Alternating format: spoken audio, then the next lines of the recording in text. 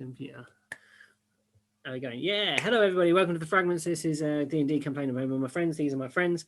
And we're going to get right into it today. No faffing about with introductions. If you want to know who we are, you can go back and look at the other ones and enjoy those. So where we left off, the party had gathered under Jackson's guidance in the Guppy's Eye, the tavern within the town, the small harbour town of Esterland. And you were gathered around a table, and Jackson was about to share the deal that the harbour master had offered to them for the submarine that you had captured from the kobolds and towed inland. And that's where we'll kind of come into it. The bar is Taj got up on a stool and started playing some music. There are people retiring for the day from the fish market, making their way to the inn and kind of gathering for supper and stuff. There are a few children coming in as well, running around the tables and stuff, causing a bit of mischief. And Taj, for the first time, was actually smiling rather than being depressed at watching the kids. And she changes her tune from being something quite melancholy and of the sea to something quite jovial, quite magic, quite springing and dancing. And the kids start all jumping around, spinning in circles, holding each other's hands, pushing each other over, playing tag, and basically being pests around the people trying to serve food within the bar. And you're gathered around this, the same table that you picked before, actually, the one just by the fire. And Killian grabs at his stomach and says, "Excuse me," and gets up and runs to the where you suppose the bathrooms must be in this area in the inn. And it's just you three gathered round because Charles is still at the boat at the moment with Eluxith. No, because Eluxith is with me. Oh no, Eluxith came with you, didn't she? Sorry, yeah, Eluxith came in with you. So you sit down, you've got Eluxith with you. She's looking quite like smiling, like she's like really excited to be kind of part of this. She's like hasn't been involved with anything this exciting for ages, and she knows that she kind of helped broker the deal by drawing the technical schematic out for the harbour master. She's very happy with herself. Yeah, she's kind of smug. Well, because Jackson kind of gave her words of encouragement when walking from the harbour because of her heritage. People were giving her nasty looks, but in the tavern where everyone's got the atmosphere is brighter in here rather than along the harbour where people were kind of going about their day and drained out. The warmth and joviality of this place has kind of softened everyone's hearts a little bit, and they're not really paying much attention to you guys in the corner, to be honest. You're just gathered around a table, and they're just more concerned about they're all looking at the kids. The kids are having a great time. Yeah, Jax is not a great one for discrimination. Yeah, I like that. That was good. Yeah. Half-orcs get funny looks around the places, and he's above punching people's teeth in. Yeah. I kind of got that kind of like threat, but without threatening. Did we actually end up going shopping before we've come back? No. Well, I think you were just buying darts and stuff. So. Yeah, so that's what I was going to say. Do I want to just get rid of some You were trying to get gold? to the shop. You were trying to get to the shop, but there was a shop. The sign on the scene said "out to lunch." And then you were gathered by before you could get inside. You were grabbed. We went and found cereal, and there was the weird going on in the church basement or whatever. I remember there was some we weird went back to we went back to the pub. Yeah, so that's where we are, gathered around the table, guys. Yeah, as Jackson told us, the well, I've got it here. So, okay, he seems very, very, very keen to be doing this deal. So far on the table, we've got 4,500 gold, which I guess is all he can put his hands on. We've got 2 riding horses with sort of kit, 4-horse caravan for traveling, with supplies and all the tenting and everything we need to like travel across land. Nice. And he also wants to talk about a deal with the boat and using the boat while we're not here. Oh, we also get all the moorage for free as everything, and we get the money back from that. That's quite good. Anything else? No, that's it. Well, did he say how long it's going to be before we got the caravan? So you can't get the caravan and stuff until the merchants come in, and that's 3 days, I think he said, wasn't it, or 4 days? Yeah, there was 3 to 4 days before the local. When the next merchant train comes in, he will organise. So we would basically be stuck in town or in the vicinity for the next few days, but you know, we could rest and go shopping and stuff, and go from there. I don't know how your deal with your crew works, because you don't pay them, you just feed them. I'm not sure how they feel about working for a random little halfling. I don't know whether or not you want to arrange a payment for them, a cut of some of the money that we're about to make if we make this money, or if you want to try and negotiate a side deal that says if he needs the boat, then he will pay them per use or whatever. I'd say the last one, and don't tell them how much we got for the submarine. Yeah. Well, they didn't help. They didn't help catch the submarine, so you know, to be honest, you know, I don't think necessarily that they deserve a share of it. They did, however. Also, I refuse to sell the submarine unless he gives me his shirt. So yeah, so you know, we were the ones that put our lives on the line, killing the kobolds that were attacking the boat. So you know, as far as I'm concerned, the submarine is spoils of war from that. I agree, but I refuse to sell it unless he gives me his shirt. I think Dante really wants the shirt. I think that was part of the deal, wasn't it? I think it may have been, but Jax didn't just say it, so. I'm pretty sure that was part of the deal. But yeah, I think we need to let our crew know that we are going to be doing an excursion into land and might dock for some time, and that we have offered the boat. We've got 3 moorings, but we have been asked if we would let our crew work while they're basically moored into the and speak to them about it and see what they say. If they're happy about it, it looks at pipes up and says, "Why don't you sell it? Sell it to them. Tell them you've got them work. Tell them they have free use." Did they have any money? They only had what they had in their possession, so a few things. Most of it was kind of they came from the Heptar Island, so they went in with a few possessions when they were arrested and taken to Heptar Island, and then they were sold basically onto the slave ship and were being transported. So they had the kind of shirts on their backs and very bare provisions in terms of a couple of daggers and stuff that they had equipped themselves with from the old crew. Yeah, bare stuff, and maybe like, you know, pocket change. We're talking maybe a few silver, a few copper, that kind of stuff. Sell it to them. Sell it. Tell them that you've got them work at the harbour with the harbour master.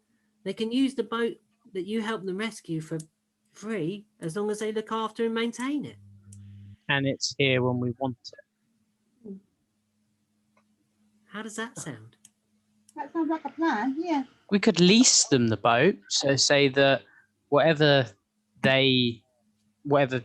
charters they take or money they get from smuggling or merchanting, we get a cut because it's our bloody ship. Well, your bloody ship. It's not my shit. Only Serial has been there the whole time. Yeah. And it wasn't mine to begin with. That way they can use it, they can make their own money, and we get a constant income. Well, you get a constant income that I would like a part of. I think we need to. I think definitely a good idea to sort of sell them the idea that we've got them work, and so they won't be sat around and getting bored while we're off gallivanting around the continent. They say I just think if you pay them, they'll be here. They'll A, be happier, B, they can actually come into town and have a beer and things like that if they want.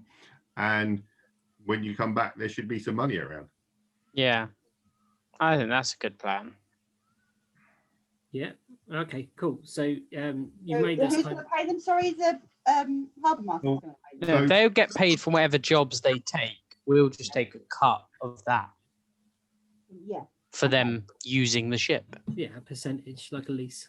Yeah. So it's say for example, every time he uses the ship, they take a 10% cut of the deal or whatever it is.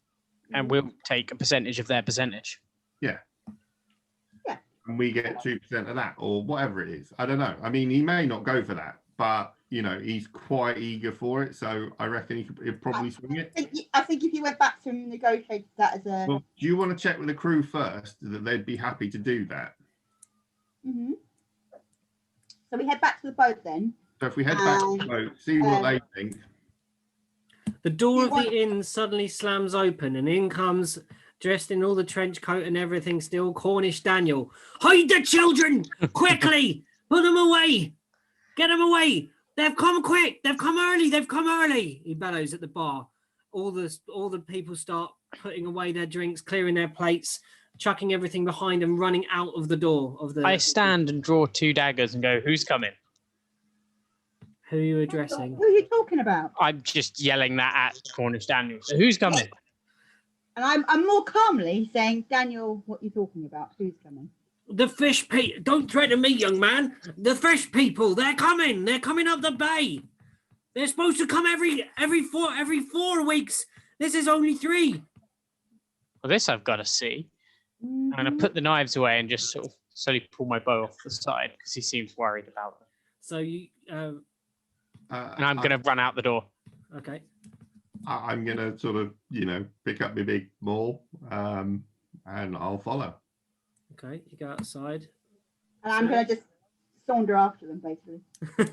So you walk out into the square that is outside of the Guppy's Eye, and across from you see the fish market. The doors are being thrown out, and great crates are being pulled out of provisions of fished fish. That's all packed up in these crates and being moved to the center of the square. And you see people running from the far side of the and through the fish market towards their homes, taking their children and kind of treasured possessions with them and locking doors. Does there look to be like sort of a foreman or something sort of yelling instructions or anything like that? There's one guy standing there pointing, shouting instructions at the middle. All right, I'm going to stomp up to him. Okay. I'm going to walk slightly behind Jax, but close enough that I can still hear. Yeah. I'm going to stay stood by the door of the inn, just watching what's going Watching on. this chaos, yeah. What's going on? I was having a nice beer and waiting for my dinner, and apparently all hell's broken loose. Every 4 weeks we have to pay a duty, and it gets more and more every time. To who? Well, I say around the giant orc. There's normally a small band that comes to shore, but about 2.5 years ago, a big band of them came. Many of them came. A big Their band. leader, a fearsome brute, came to the shore, killed a few of our good strong men, my son included. What were they, man? And of what?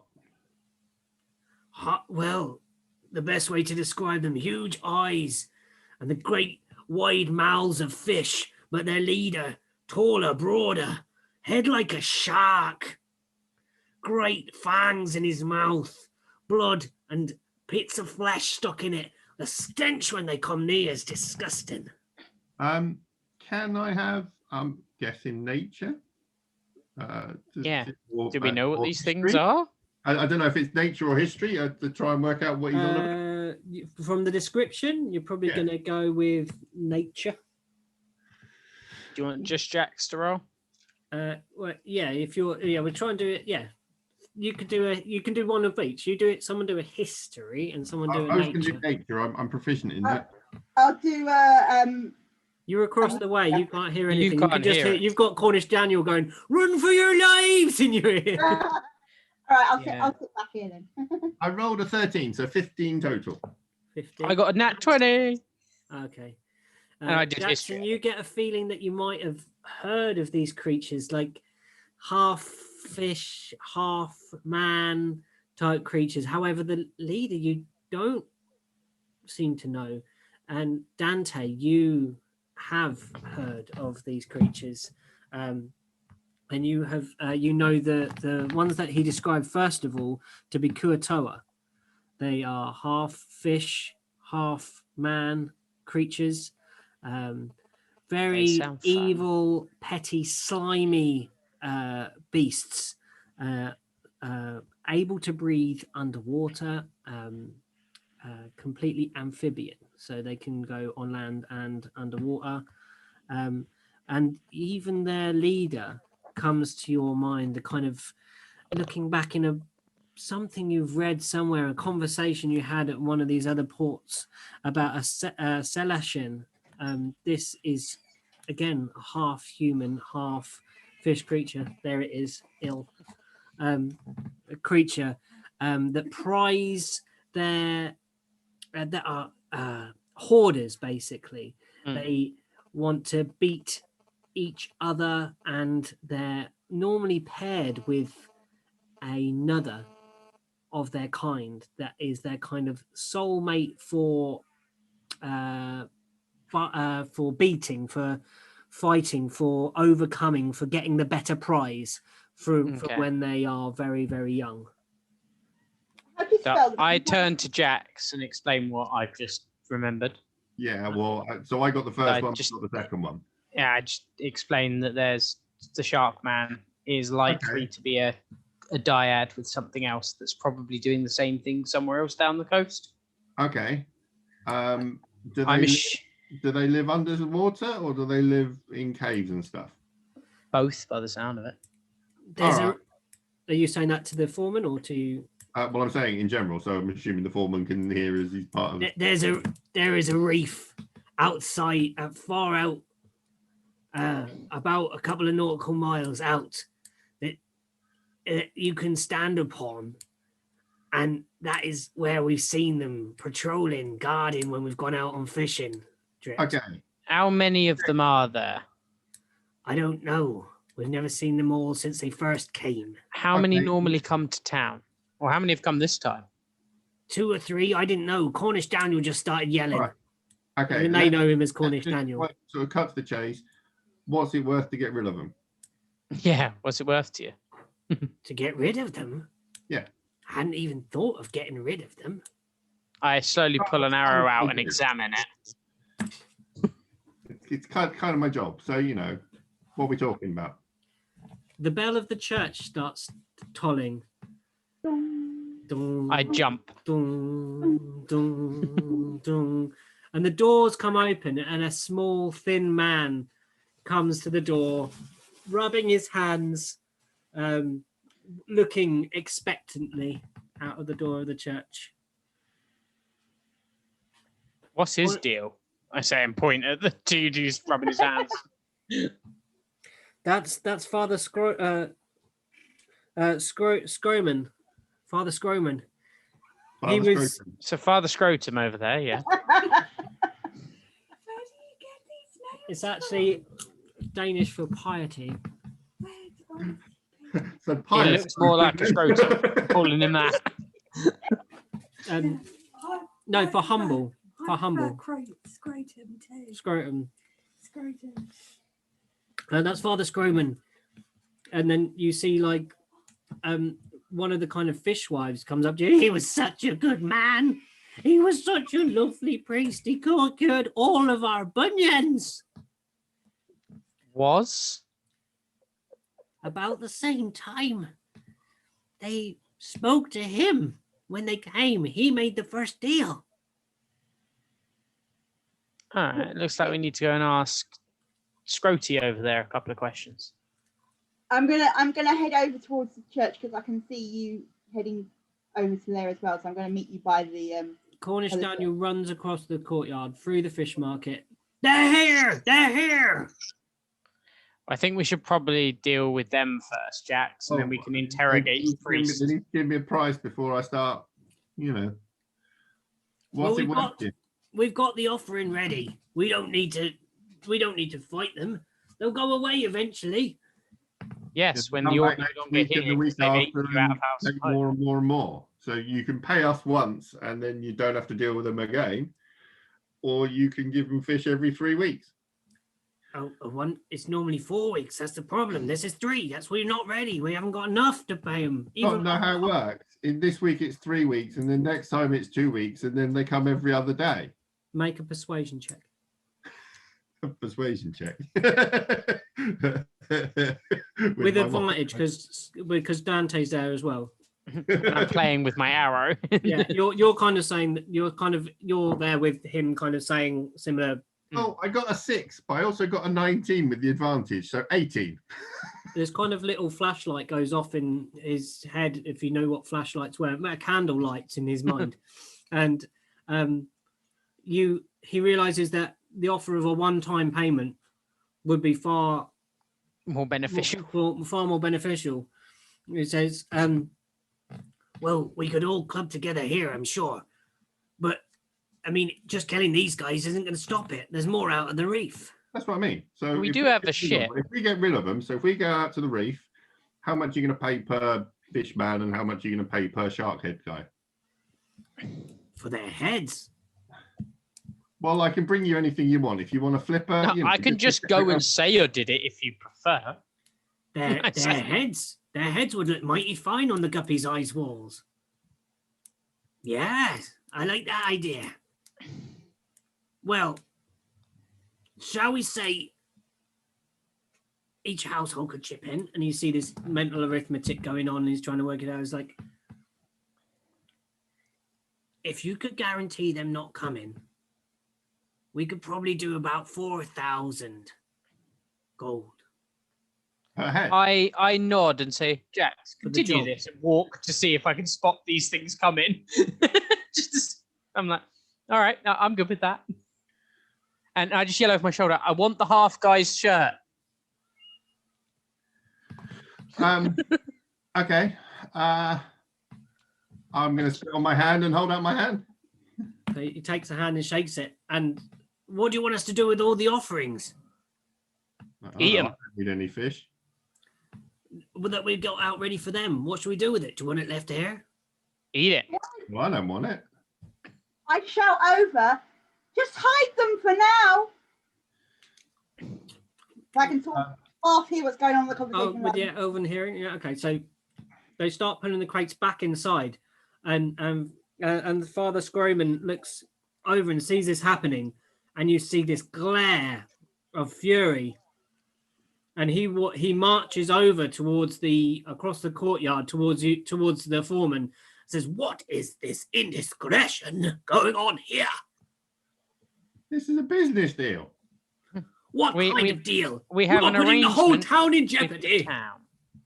I walk over towards the church and the father and I say, Well, he's now at us. He's yelling at Yeah, us. he's at them. Sorry. So, yeah. So Yeah, I but say, the deal we just made is we take the town out of jeopardy. Okay, Dante. I didn't hear what you said. I didn't. I was about to think about how I can threaten the man, but I decided Okay, that's probably Sarah. the best idea. then I said to him, surely it's better if we get rid of them once and for all, unless Not for him, it's not. prefer for them to be here. Yeah, I just mutter, not for him, it's not, but really loudly. Very unsubtly. Yeah.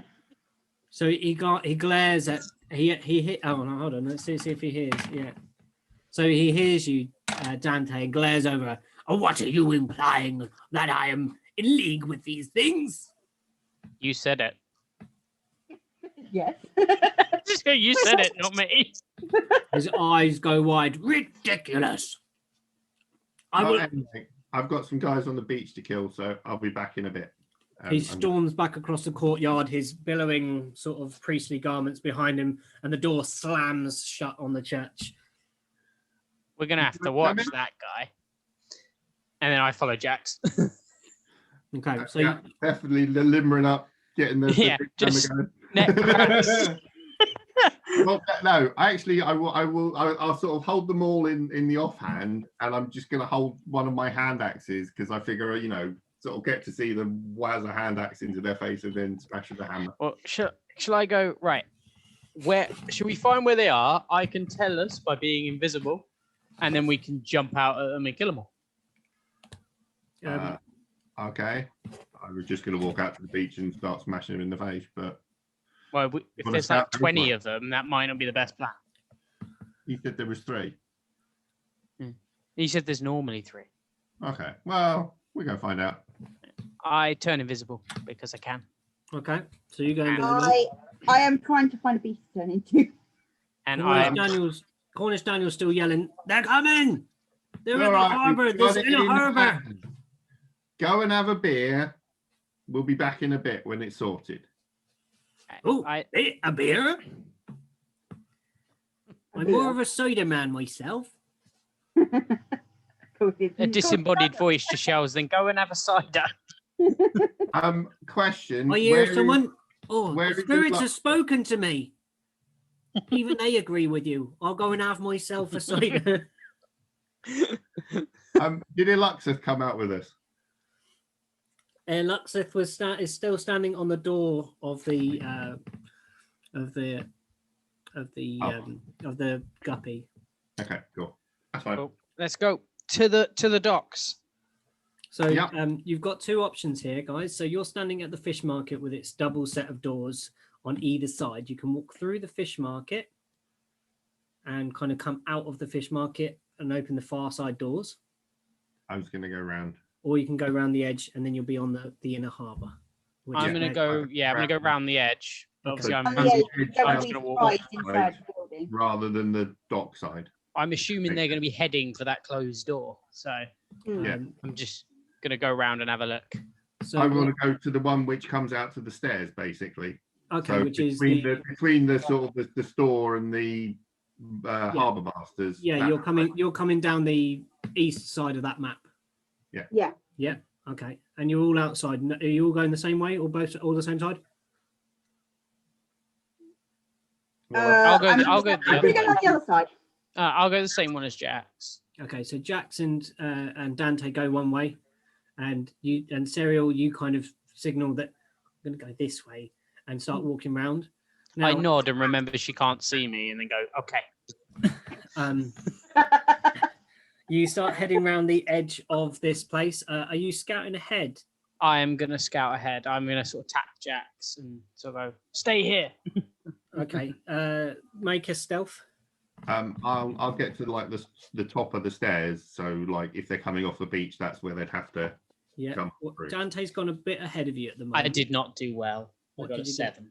A 7. So out of the water, you see 6 heads start coming out of the water, gradually rising, just walking as if casual, as if it was walking on land. No sort of interruption in their pace from the lapping of the waves, the tide. They're so sturdy on their feet. Come these creatures, as described to you by the foreman of the fish market. They are hunched creatures, purplish blue skin, slimy, dressed in kind of filthy tabards that drip with water, seaweed kind of half hooked over their eyes, even touching the eyeball doesn't seem to affect, and they blink with these kind of open, like low turned down mouths walking towards you. This Right. point, gentlemen. There's 6 of them, right? There's At about this point, gentlemen, I have turned into a panther. a panther. So you see Jax out the corner of your eye, just nearing around the edge of the building. a panther. Scott, you went. Dante, you went ahead, and you were at the top of the stairs. Yeah. You took a step on these steps, and you forgot about how slippery the seaweed and moss is at the top. And there's a, and you slide down on your How's that? on your. Ah, But make a dexterity check.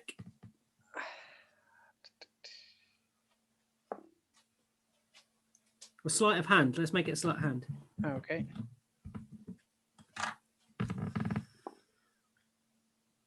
Ten. Your ring slips off partly off your finger. Bollocks. You are revealed you are revealed. Fair. They glance up and they see that you're armed. They're not used to being confronted by people armed. They brandish in their hands their spears and start coming towards you at a faster speed. Everyone roll for initiative, please. Hang on. I need 2 screens open. I'm going to have to keep jumping between screens now. Welcome I've to got being 12. the dungeon master. Literally, I've got so No. many screens. Lou, don't forget, look at the Panthers initiative check because it will be different from yours. So you use the Panthers initiative. Yeah. I got 11. So if you go on your panther creature. I've lost it again now. I've got it. It's perception, passive perception, language. It'll be its dex. It's his dex modifier. This is dex modifier. Yeah. Is +2. So you roll your dice and +2. You roll a d20, Leon, +2. D20 +2. Okay. No, I can't get back to my bloody page. I rolled a 10, so 11. Ooh, same as me.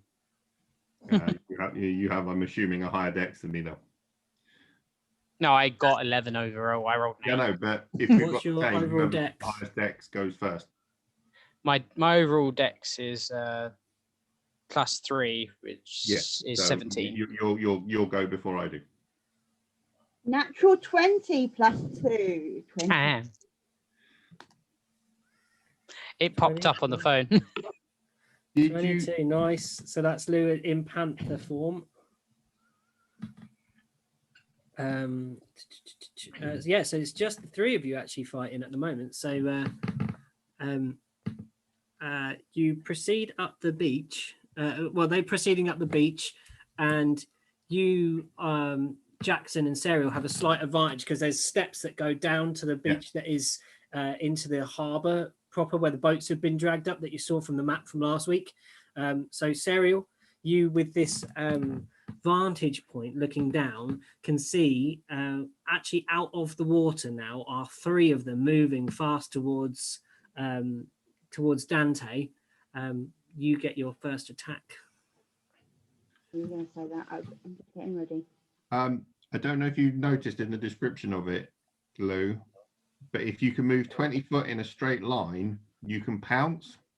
Yeah, that's what I was. That's one of the reasons. Yeah, get them. Sprint towards and just leap off the edge. So, how have I got onto 4? How have I got onto 4? No, not 4. Where's the panther gone? You've got a 50-foot speed. You are fast. You've also got a 40-foot climb speed. Where are you looking, Lou? What are you struggling with? It's all right. I've come out of screens that I shouldn't have come out of, and I'm trying to get back into them. Okay, no problem. Right. Panther.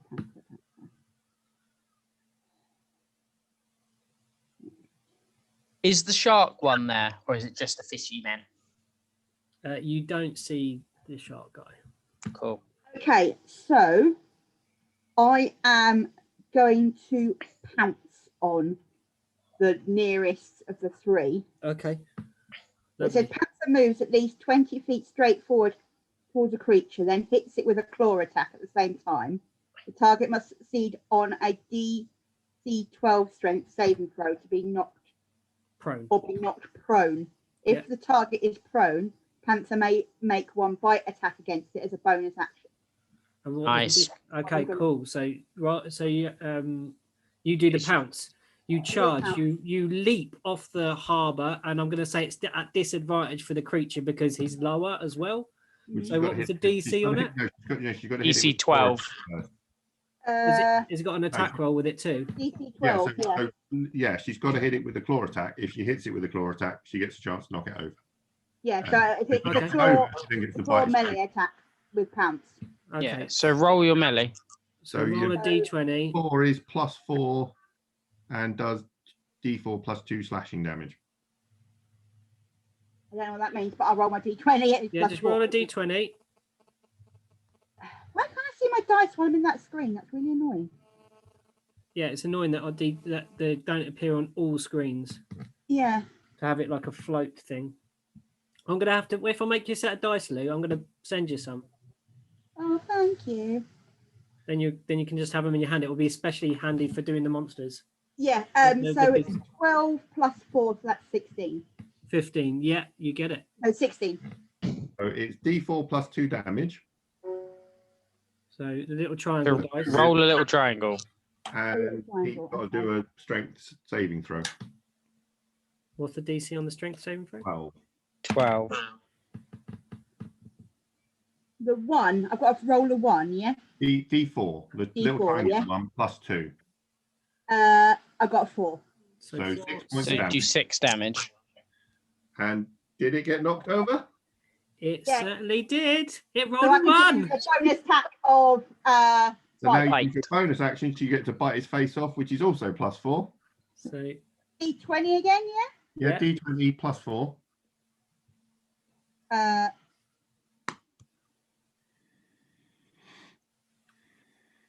Oh, that's only a 5, but plus 4 is 9. 9. That you leap Oh, I- gracefully off the top of the harbour and land on this creature, smashing into it with your claws. Your claws sinking. You've got your face just in front of this slippery creature's face, and you go to bite hang it. And on. it just Does she get an advantage? Yeah, she gets advantage on the attack because it's prone. prone. You get a second roll. Ah, yeah. Roll And your you would, second Roll again. yeah. Roll again.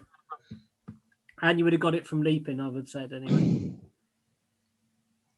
I got a 10 plus 4, so that's 14. Yeah, and you bite down and you do what damage? So D4 plus No, D6 plus D6 2. plus. So there's the cube +2. Glad you guys couldn't take it. So I got 2 plus 2, so that's 4. 4 Okay. damage. I did a 6 damage and a 4 damage. That's pretty good. Yeah. Well, yeah, 6 and then 4. Yeah. So you then bite down onto its face and you actually grab one of its like cheeks and eyes and bite through. You've got a mouth of this disgusting kind of slimy fish thing hanging out of your mouth. The Kuatoa then go. Oh, bugs. So the first one is going to try and get you off. So it's going to have to do a strength check before it can do anything really, because it's got a panther on top of it. So can you roll a d20 and add your strength modifier to it? My D20, yeah? Yeah. Or just on your character page, you can just press the strength button on the very first page, though. And it will just roll a dice for It'll you. roll it all the right ones for you and add the modifier for you. You got a 5. 5, yeah. I just rolled D20. And what's my modifier? +3. Whatever your strength. So it'll be plus whatever your strength is. Strength is plus 1. So you got 6. 6. It manages to roll this heavy beast off of it and stand up. But that's Ooh, going hang to. on. Countering out. It's a panther. I'm a panther. It is a panther. +2. Plus 2. Yeah, +2 for. So it was 7. It's they I was so what's it if it's got equal or better, isn't it? So it should. Yeah, so it needs to reach it. Yeah. So- So it just reached it at 7. So no. Yeah. So 7. It strained but got her off. Yeah. So it's at 8. So it strains and mightily manages to push the panther off, but it's going to be its turn. That's its action to try and get the creature off and stand up and then get ready to fight. As a bonus action, it's going to sort of back up a bit, which means you get an attack of opportunity. So Lou, you can make another swipe at it with one of your attacks. Okay. Well, I'm still 20 foot away. No, No. you're stood on it now. You're You were stood on it. You're right next to it. You can't make If a. you You literally leapt take to the it. claw, you can try and bite it. Again, can't I? No. No, You- bite it. Claw. Lou. You can just do the claw attack, or you can bite it. Bite it, Lou. Lou, bite does more damage, or has I'll the bite it then. more damage. So roll your d20. Give me D20. Hang on. 11 plus what's the bite? The plus on the 4, bite? so that's 15. Four. That's 15. It's hit. So D6 plus 2.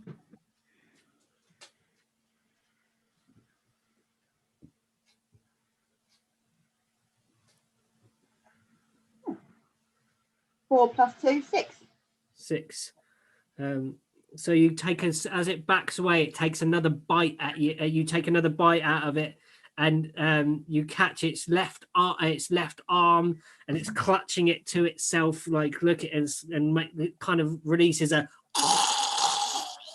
really kind of wet, baleful sound at you as you've taken another chunk out of its I think we out of can this only see creature. out of one eye to take a one eye in its cheek out from my first bite. You can't. You're in animal shape, so you can It's spit it not- on the floor and collect it later if you wish. Just- yeah. The creature stands, backs up, and moves away. The second one, they've kind of seen this going on, and it is going to. One of them's going to go.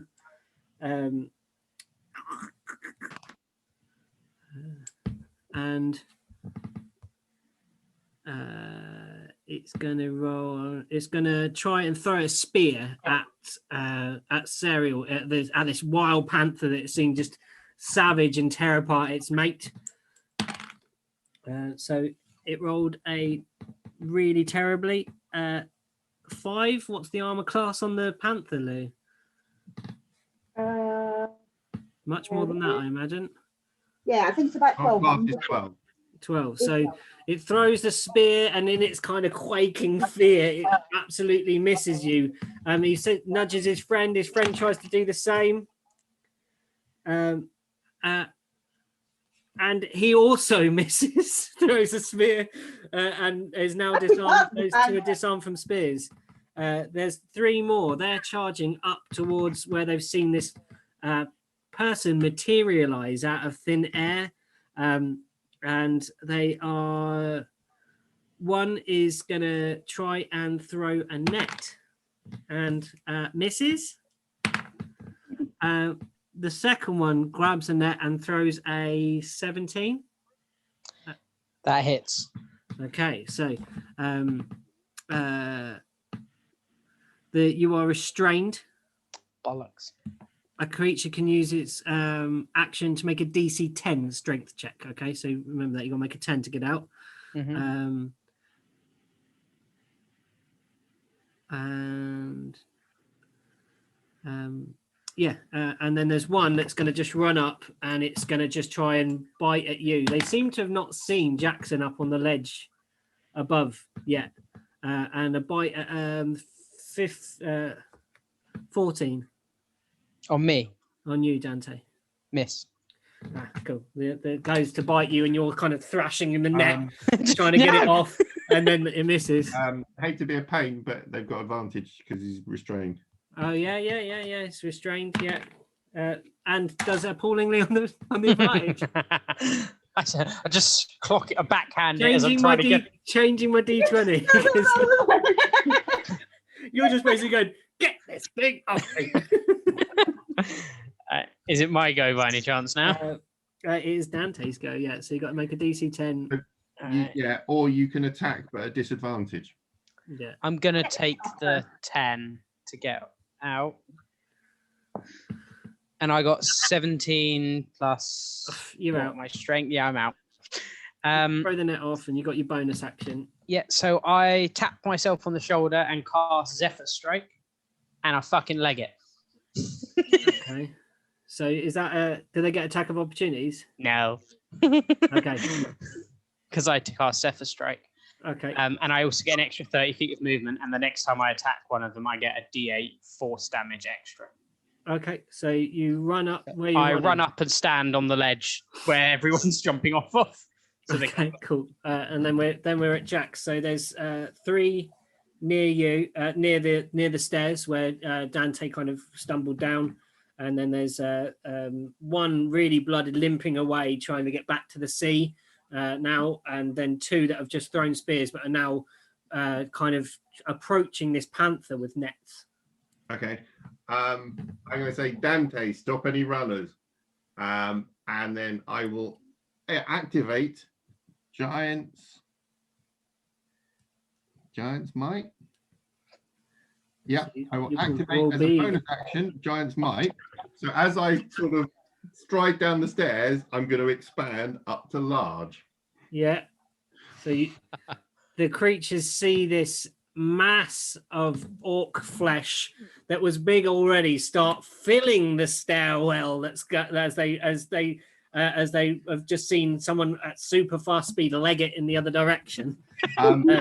I will, before I get to them, I will throw my hand axe at the, so when I get within 20 foot, I'm going to throw my hand axe at probably the one that attacked Dante.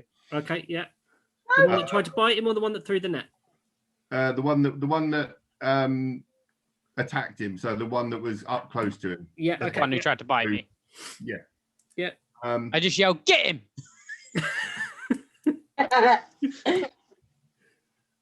Go So for yeah, it. I will do that, and I will throw hand axe. Yeah. Which So is D20 plus your dex. 19 to hit. Oh yeah.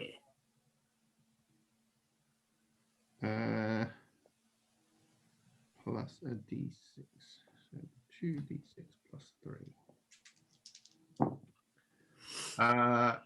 14 points of damage as this Why? as something grown in size embeds in its face.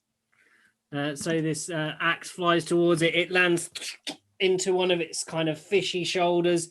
It cuts the fabric away of this of the kind of tabard it's wearing, and its fishy chest is exposed, and a greenish, like green goo and like pink fish innards is displayed on this side. It's looking really, really miserable, that one. And as I get close up to it, I'm gonna sit there and take a stance with my big 2-handed maul and be like, ready for the next round. Okay, cool. Yeah, nice. And so we're back to the top. So we're at Panther time. It's Panther time. I love that. Okay. So I'm gonna try and bite it again because biting's good. Yeah. Biting be cool. fun. Didn't he back away from you? Yeah, he's backing away. He's nearly at the water How now. fast did he get away? We'll say he's about 20 feet, shall we? So you Yeah. Go on then. I'm pouncing, and I'm pouncing and clawing because I have to claw when I pounce. Yeah. So you roll the attack for the claw attack. You rolled she got a crit. Oh, Mother. Okay, so yeah. I mean, plus 4, isn't it? So D4, so you roll 2d4. yeah, plus so you 2. would have got 24 to hit, basically. Yes, you very much hit it. And then you've got to do your D4 plus. You hit it as well as you can physically hit something. Yeah. Out of interest, Pete, do you want rolling the dice twice or? Yeah, how do you want to do crits? I like to do double the dice plus the modifier, basically. Yeah, no, but do you want to roll a dice and that number gets doubled, or do you want to roll 2 dice? I reckon 2 dice. It's more varied that way, isn't it? You know what I mean? Like, yeah, you get So a more 2d4 plus 2, so you're doing automatically 3 points of damage. yeah. 4 points of damage. What am I rolling So for? with a natural roll with, 2 with of the a- 4s. with a natural 20, you get to do your dice damage twice. So you roll the D4 twice. Mhm. And then you add the modifier. So I got 2 2s, so that's 4. 4. Then plus the Plus modifier. So that's 6 points of So damage. 6. 6. Okay. You now need to make another strength check, saving throw, to see if you knock it off the Unless dice, she killed it. and then you potentially get to bite its face off again. It makes its strength check. So it doesn't You get leap knocked over. and you swipe at this creature. It makes its strength check, but then glances down at its stomach. And the tension within its stomach relaxes and all of its innards drop out to the floor and it falls down upon itself. That's gonna smell really That's bad. gonna smell bad. Yeah, with your panther nose, the stench of this kind of undulating, still warm innards fills your panther nose. Okay, so now it's the Kuatoa who have now just seen their friend be disemboweled. They're going to A giant panther. yeah, by a panther. So they're gonna turn and try and catch up to you. So they're gonna they've lost their spears. They've lobbed their spears, so they've got nothing ranged. Those two. So they're gonna one of them's gonna try and throw the net, and terribly misses with a 6 + 3 9. No, and the other one rolled a natural 1, so they miss with both their attacks. So neither of them make you prone. The net flies over your head as they throw it and completely misses. There's absolute chaos. They were not expecting to come to this village that they've been persecuting for some time with these supple, weak commoners, and there's this kind of gang of wild beasts attacking them. Absolutely, they are petrified now. They've got a panther, a giant, and someone who appears to turn invisible and run at superhuman speeds. Yeah. Right. So Dante, the one that was limping towards the water is no more. There are two, probably from you, 30 feet. They're close to where the other one was in the water, like on the tide line kind of thing, like almost into the water. And there's two kind of down below at the bottom. Three down below at the bottom of the steps. I think I'll give Jax a little bit of help with the three at the bottom. Okay. So I'm gonna take my bow and shoot one of them. But because Zephyr Strike is still active, I get advantage on the attack and a plus 1d8 damage on it as well. Cool. I'm going to give you another on your advantage. I'm going to give you like a +2 because you're above as well. You're like okay, cool. 16 plus my +7. I think I hit it. You're in. So that's 2d8. I love this. 7, 8, 9 +3, 12. 12. You let this arrow fly from directly above one of the creatures, and it stabs right down through its like what would be its clavicle. You assume it would be. It embeds very deep inside the creature, and it's looking again like clutching itself and starts trying to hobble backwards. Nice. That's everything, I think. Okay. Then Jax.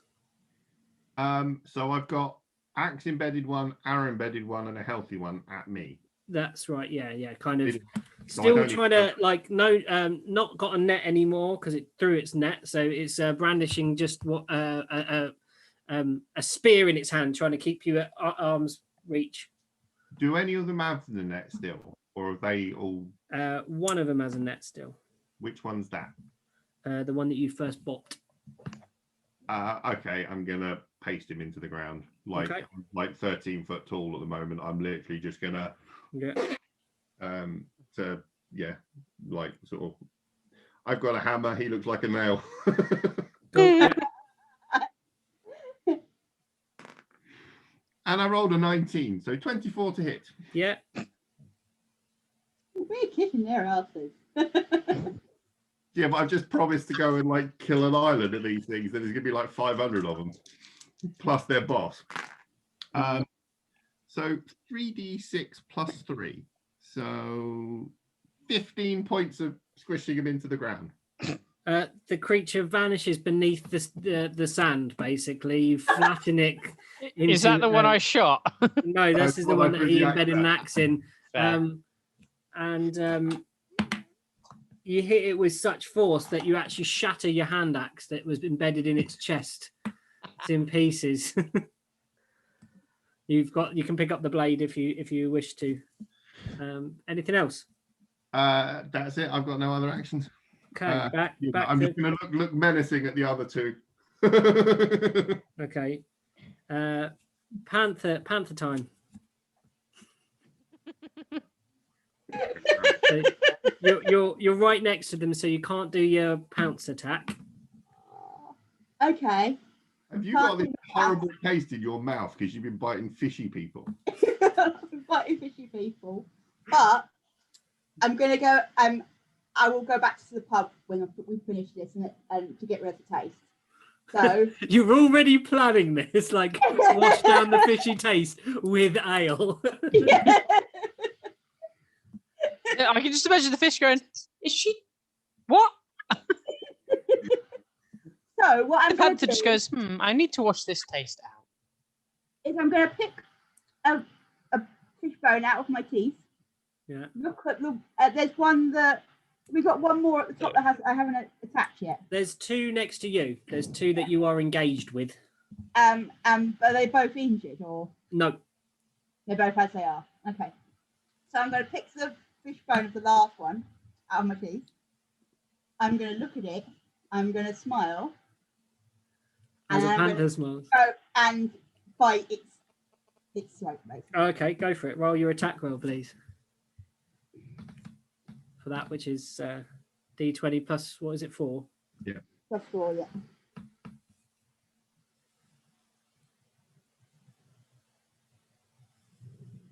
$11 plus 4, 15. Yeah, a hit. So roll for your damage.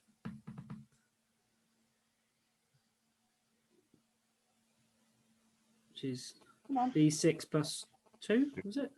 D6 Oh. plus 2, yeah. Oh, I rolled a 1-1. Sorry. Sorry, D6 plus 2 for the damage on that one. Two. D4 is the claw attack. 4 plus 2 is 6. Okay, cool. You bite at the creature and just scratch your incisors down it rather than actually pulling out its throat or anything. They're going to make their move now, so they are going to try and defend themselves with their bite. They leap at you back and make a 12 plus. Hold on. Then the class is 12. 15, sorry. So it was 12 for the creature, wasn't it? Yeah. And then they do with their bite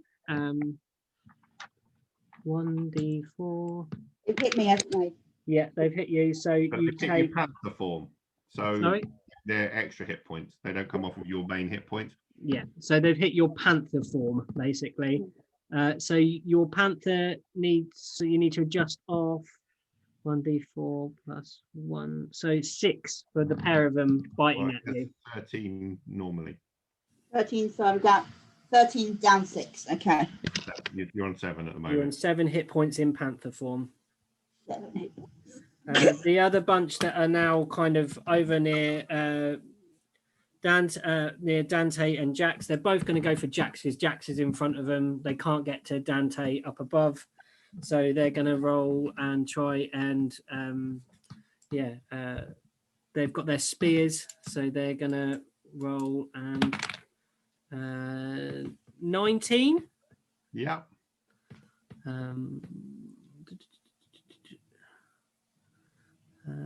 1d8 plus 1. Oh, wrong one.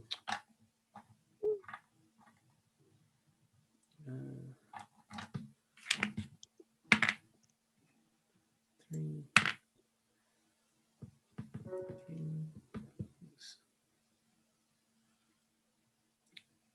14.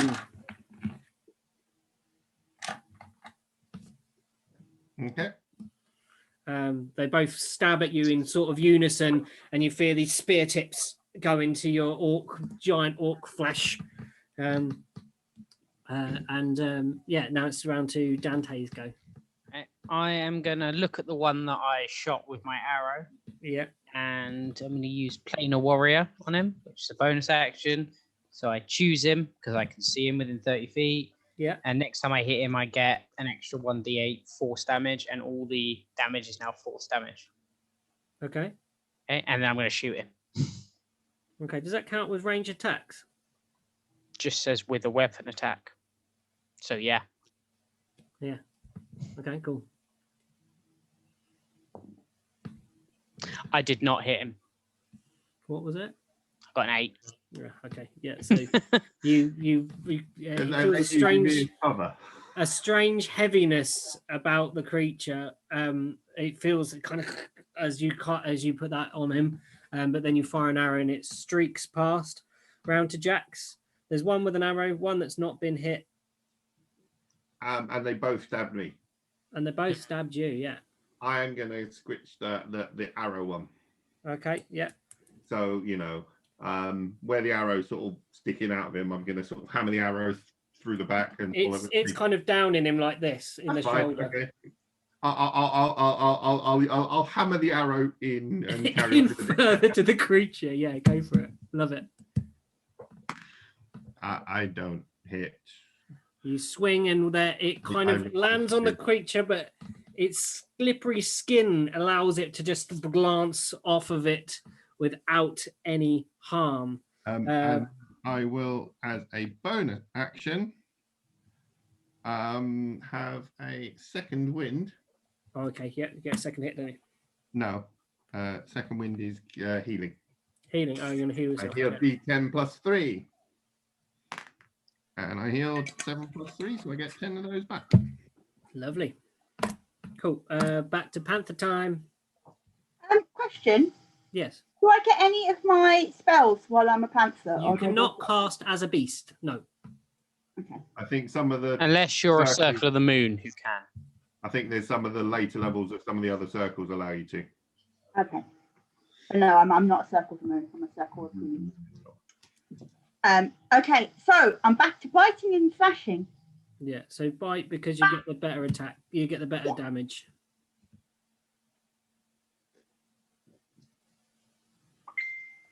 So it's Sorry, D20 excuse that. plus 4.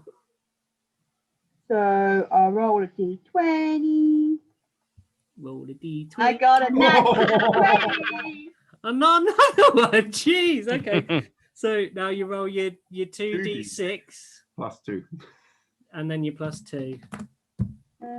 I've got that. I think I've got it running on the other phone. Hold on. This is ridiculous. Oh, there we go. I can look at it. It just comes up in the game room. Yeah, I know. I don't. I've got like a monster manual on my normal handset to run the Kurotoa, Mm. and then on my other phone I've normally got Charlie. Oh my god, I got 9. 11 9 damage. damage. No, 11 9 damage. plus what was it? Plus 4? Plus 2. Plus 2. So I got 11 damage. So 11 damage. You bite into this creature. You take a second bite into this creature. It is really not a well beast. It's a very upset creature. Yeah, It's that. barely hanging on to life as you've absolutely ravaged this poor fish boy, like in your teeth, swinging him about a bit. And I've swung him around and I've sort of thrown him towards the steps. towards the other guys. Okay. Yeah. So that I'll let you go and roll it. Do a strength. We'll do a strength check on that. So roll That's for D20 plus 2. your strength on your front page, Lou. No, it's the Panther one, so it's plus 2. Oh, plus 2. Sorry. Yeah. So yeah, roll a d20 plus 2. 14 plus 2 is 16. The Kurotai doesn't succumb to your attempt to chuck it while it's in your mouth. It kind of holds firm, but it's absolutely in pieces. It's not. I threw it at the other Kurotoa. No, you've already done your extra bit. I'll let you kind of glance at. The other Kurotoa that is at the water's edge with you then decides to try and run for the water. So it turns and run. You do get an attack of opportunity. So roll a d20. Add your 4. 11 plus 4, 15. You hit, and so you get your d6 plus 2.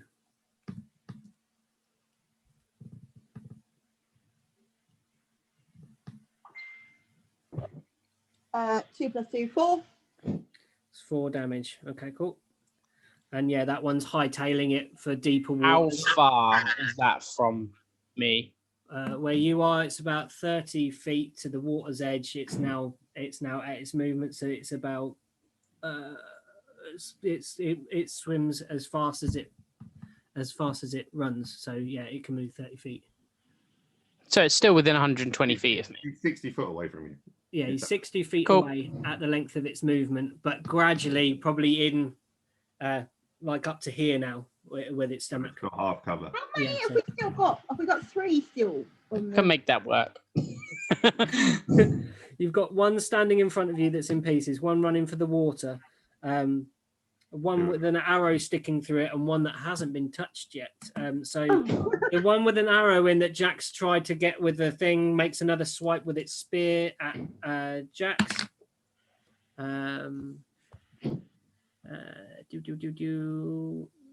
15 Yes. hit. 1d8 plus 1.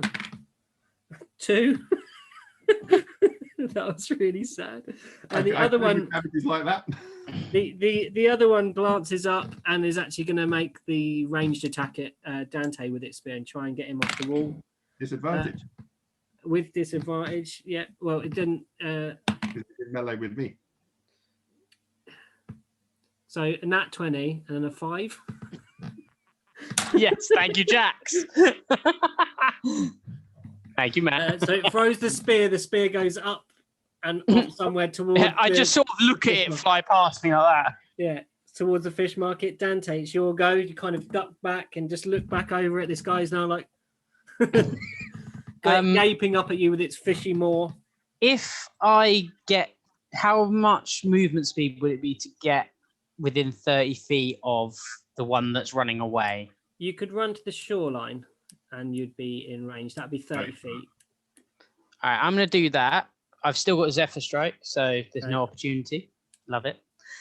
So I just dance between Jax and his guys, run down the beach. I use Planar Warrior on the one trying to run away. Yeah. Again, because I can use it as many times as I damn well please, which I love. And I'm going to try and shoot him in the back. Okay. So dis, because you've got, normal roll because you've got advantage, is that right? I don't anymore, no. I don't have advantage anymore. Okay, so you do a dis because he's in the half cover. Go on. I rolled one and got a 14. I rolled another and got a 16. So I got my original roll. But I get a +7 to hit. Yeah, because So you So tag I it. hit him. Yeah. So that's 2d8. Again, this is entirely force damage. 6. 11 plus. Come on. 11 plus 3. So that's 14. 14 damage. It collapses in the water and bobs up as the arrow strikes its back. Okay, now it's Jax, who's now engaged with 2. So I'm going to go for arrow struck, one who's still got a spear. Okay, the other yeah. one's unarmed, isn't he? Yeah, the other one is now unarmed. So I will try and smoosh him. In fact, no, we're kind of on the stairs, aren't we? Or you're kind of at that bottom kind of corner round there. Jax is firing down at the top, so okay, all right. Yeah, I'm gonna sort of just try and pop that arrow back in again. Go for the golf swing and try and knock him. Well, splat him into a wall. Okay. I just sort of look at Jax like, you told me not to let him get away. I rolled a 1. Oops.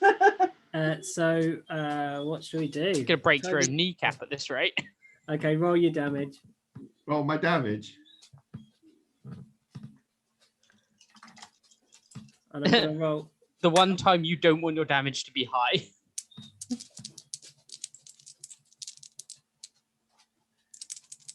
Hold on. Sorry, we'll let you out in a second.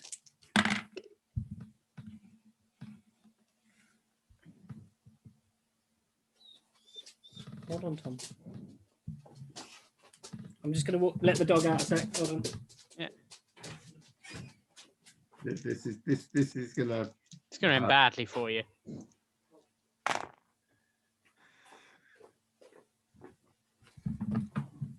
Yeah. Oh no! Oh, natural. What's he got?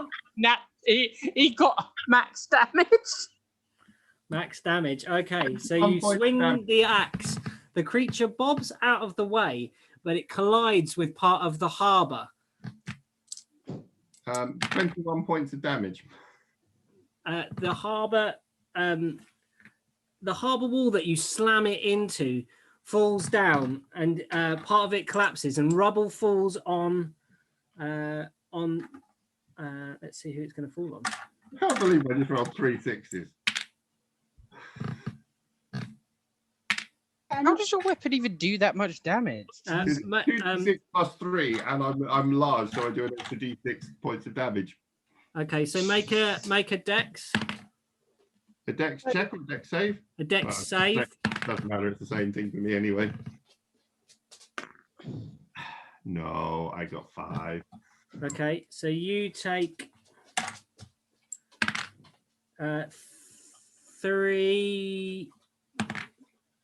5 crushing damage. The one with the arrow in is absolutely smashed to pieces and buried under the rubble. And the other one dexterly nips out of the way, which breaks the engagement in your combat. The rocks fall between you, and it sees the dire situation, and it starts legging it for the water. Can I hit him? Can I reach over the top? I'm 13 foot tall. Over the rocks. You had to leap out of the way of... Oh, no, you didn't leap out of the way, so the rocks fell on you. Yeah, go on. You're going to have an attack. I rolled an 18, so 23. Yeah.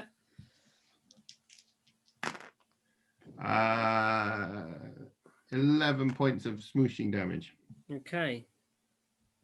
I'm just imagining this rock slide burying a giant, and then someone going to run away, and the giant's hand just come out of it and go, nope. It's actually just a big two-handed hammer that goes over the top of it. No. So yeah, that kind of corner section where the stairs go up through, that whole section's now fallen away. There is one Kuatara just completely flat underneath. It's like mouth out. It's doing that fish out of water kind of action. Trying to take in air, even though it's amphibious, it can breathe here. And the other one's pelting it for the water. And we're back to panther time. Is there any in front of the panther? There is one that is in pieces in front of the panther. Literally, she ate a couple of them. I think she's been chewing on this one for a couple of times. Picks another fish bone out of sea. Cleans canine with fish bone. Throws it away. And then goes to have another bite. Yeah, go for it.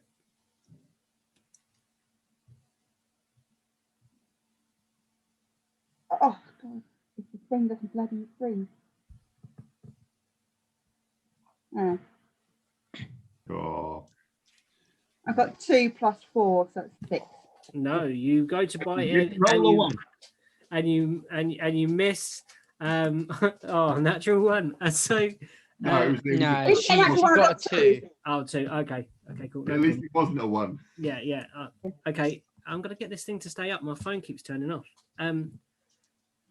Yeah. So you miss on that one, and that creature is it's gonna make a final try and like to save itself. It's as its action, it's gonna disengage and try and run for the sea. Mhm. So that is its action. And the other one is just it's going to double its move. So it's run. It's now in the sea.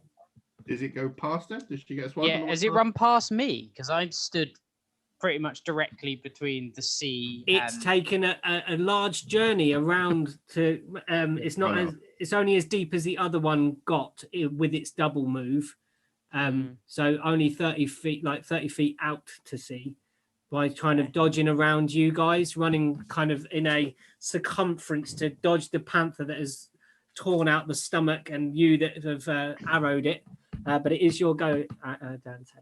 All right, so I've got one pretty much on my right that's just run away from a panther and Yeah. really badly hurt, Yeah. and one on my left that's Limping completely to fine. Yeah. No, You just. Yeah, you just Oh no, it's not completely fine. It's had a bit of a bash from. Oh yeah, Yeah. you hit it quite badly. You just see this kind of fish boy like.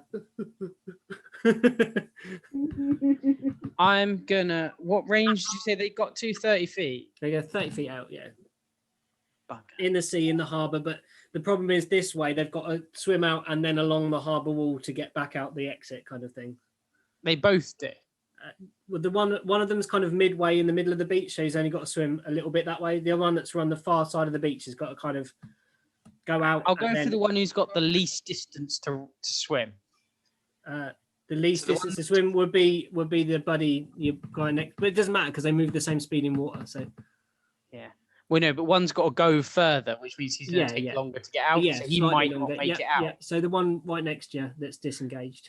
Yeah, so I'm just going to turn planar warrior him and shoot him. Okay. Because I can.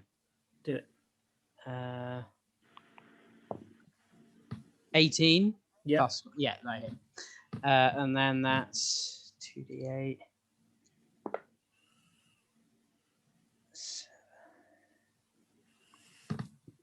10. Tell me how it goes. So that one, I was tracking his friend, but then as I see him disengage, I just turn, release, and it goes straight through his bulbous eye. It goes in one eye and actually out of the other eye, and it's like basically a kebab on this. It's like fish kebab, eyeball fish kebab on this this arrow, and it flops to its side in front of the heavily breathing panther. Jax, you see this fish person legging it, diving into the water and swimming out, about half covering the water now. So hang on, what's the... I would like to... I'm just going to check something quickly.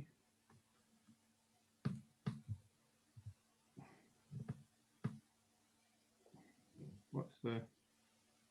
Oh, I'm liking my metal dice today. It's a lot more friendly to me than my other dice were. Yeah. Yeah, I like him being a panther. Yeah, you get some more gnarly stuff. The only problem is you've got to remember when the other guys get... I'm just going to do a bit of DM while Matt looks that up. That come out of wild shape if the other guys get hurt, because you've got some healing. So you might find that you need to get out of wild shape at some point to heal the others if they get bad. You might want to look at how her half action thingy works. That one that we were looking at the other day that you can spend your points on. Because that may not count as casting. I don't know what the description of it is. For which one? For the one that you got for her circle. The one yeah. It might not count as a spell. You might still be able to do that. It depends on what it counts as. I'll have a quick look now. Okay. I'm not going to get within 20 foot of them with a move, am I? What's your move? 30. 30. No, even if you ran, you'd be kind of slowed in the water. You'd be wading. Okay, I would like to pick up Matey's spear that was jabbing at me. Okay, that can be your bonus. No, that's a part of my move action. You move? Okay, go on. Always handy to have javelins. And I would like to, within 60 foot of him, so I'm going to try and impale him on a spear, but I'm at disadvantage. Yeah, go. Are you proficient with them as well? Yes, I am a warrior. I am proficient with all weapons. I probably don't hit. After that mighty bellow, I am proficient with all things.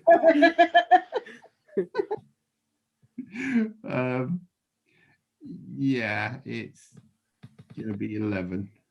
11. You throw the javelin, it ricochets off the far. You throw it with great force. It flies almost on target. He bobs slightly in like one of the little gutters that has formed from the waves in the bottom of whatever is underneath this harbour, and it ricochets off the far side harbour wall. You can cast the Balm of the Summer Court. Sorry, I didn't mean to interrupt. Balm of the Summer Court. Yeah, she can. Yeah, you can Ooh, do that as an animal. How cool is that? that's Yeah, cool. you And that's don't the- lose any of your racial or abilities from your class when you're wild shaped. You just can't cast spells because you can't speak. Yeah, and you can't sometimes do the actions if it's a What about the cantrips? But that do I need to speak to the no. cantrips? Anything that is involves anything from your spells list rather than an abilities list, or racial bonus thing. So it's actually back to you, Serial. Okay, am I within 30 feet of any of them? There's only one now, and it's at sea, and it's probably about 30 feet. But you've It's got about 50 30 foot movement. Sorry, go again, Matt. What do you say, Matt? She's got 50 feet of You have movement. got 50-foot movement as a panther. Yeah. So I'm gonna pounce on it. It's in the water. I'm not gonna say that you can pounce on it. Could you go along the dock and pounce off the dock? You'd have to go back up round the steps. What's your climb speed? 40. 40. And I don't even look it up. You just So you could run to the edge of the harbour, climb up, climb along, and then leap again off the top. that always the same move. So you got how many feet is it, Matt? On move? 40 50. foot of climb and 50 foot of normal movement. Yeah, I'm gonna say you can make it. Okay, I'm gonna do that then. Just for sheer awesomeness. Yeah, just for sheer awesomeness. So I'm you going to run. climb to the edge of the harbour, and then I'm going to stand sort of very like what's that? The King Lion in Lion King. Lion King. Like Mufasa. Lion. Yeah. Yeah. I'm going to stand like a proud lion on this, a proud panther on this rock, And and I'm then going leap. to look out, and then I'm going to go, and then I'm going to pounce. Yeah. Okay. Cool. I'm going to Yeah. pounce with Do the claw Right, attack. Yeah. Try and knock him prone or whatever. Knock him prone underwater. That's weird, isn't it? Drown him? Bob to the surface. He's amphibious. He can't Yeah. drown. But I could get him stuck under a rock. Yeah. Yeah. So you're leaping. So do your attack. Your So use your claw attack. So D20 plus 4.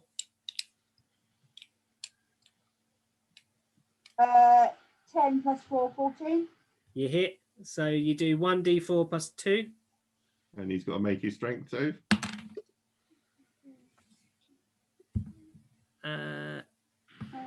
Doesn't make a strength save, so you've pinned it. So now you get to bite his face off. Then You I will get a mouthful of seawater. So what's your D4? So D4 plus 2 first. D4 plus 2 is 6. 6, yeah. Then I get to bite its. Then you get Oh, attempted. I bite. You get to bite it, yeah, with advantage because 20 you've plus 4. proned it. Uh, So roll I and got 3 And roll it plus again. 4, 7. No, So so roll you got to it roll again. your D20 plus 4, Yeah, my D20 plus 4 was 7. No, and you 'cause get to got roll it two again because you got successes. advantage. Oh, okay. 11 plus 4, 15. Yeah. So now you do your D6 plus 2 for your damage.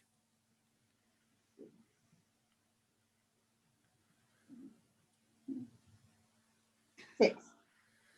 You see this panther charge across the tide line, leap up onto the rocks, climb up, run along level with the promenade that cuts across the front of Esteland, stand for a second, time its jump perfectly, tense all of its silken black gloss body and leap, flying into the water, both claws out, grabs the creature, splashes below the surface. There's a slight frothing, and then trudging, there's a quiet.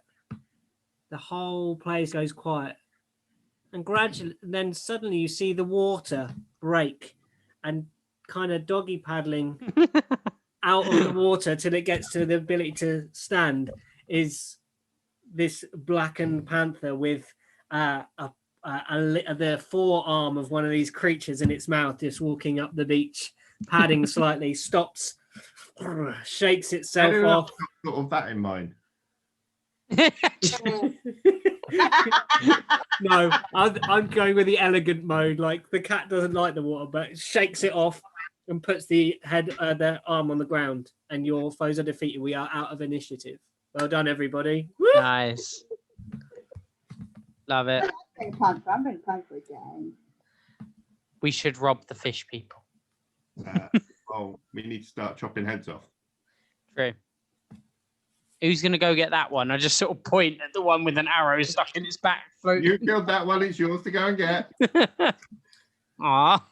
So Dante starts wading out to try and drag this body back to shore.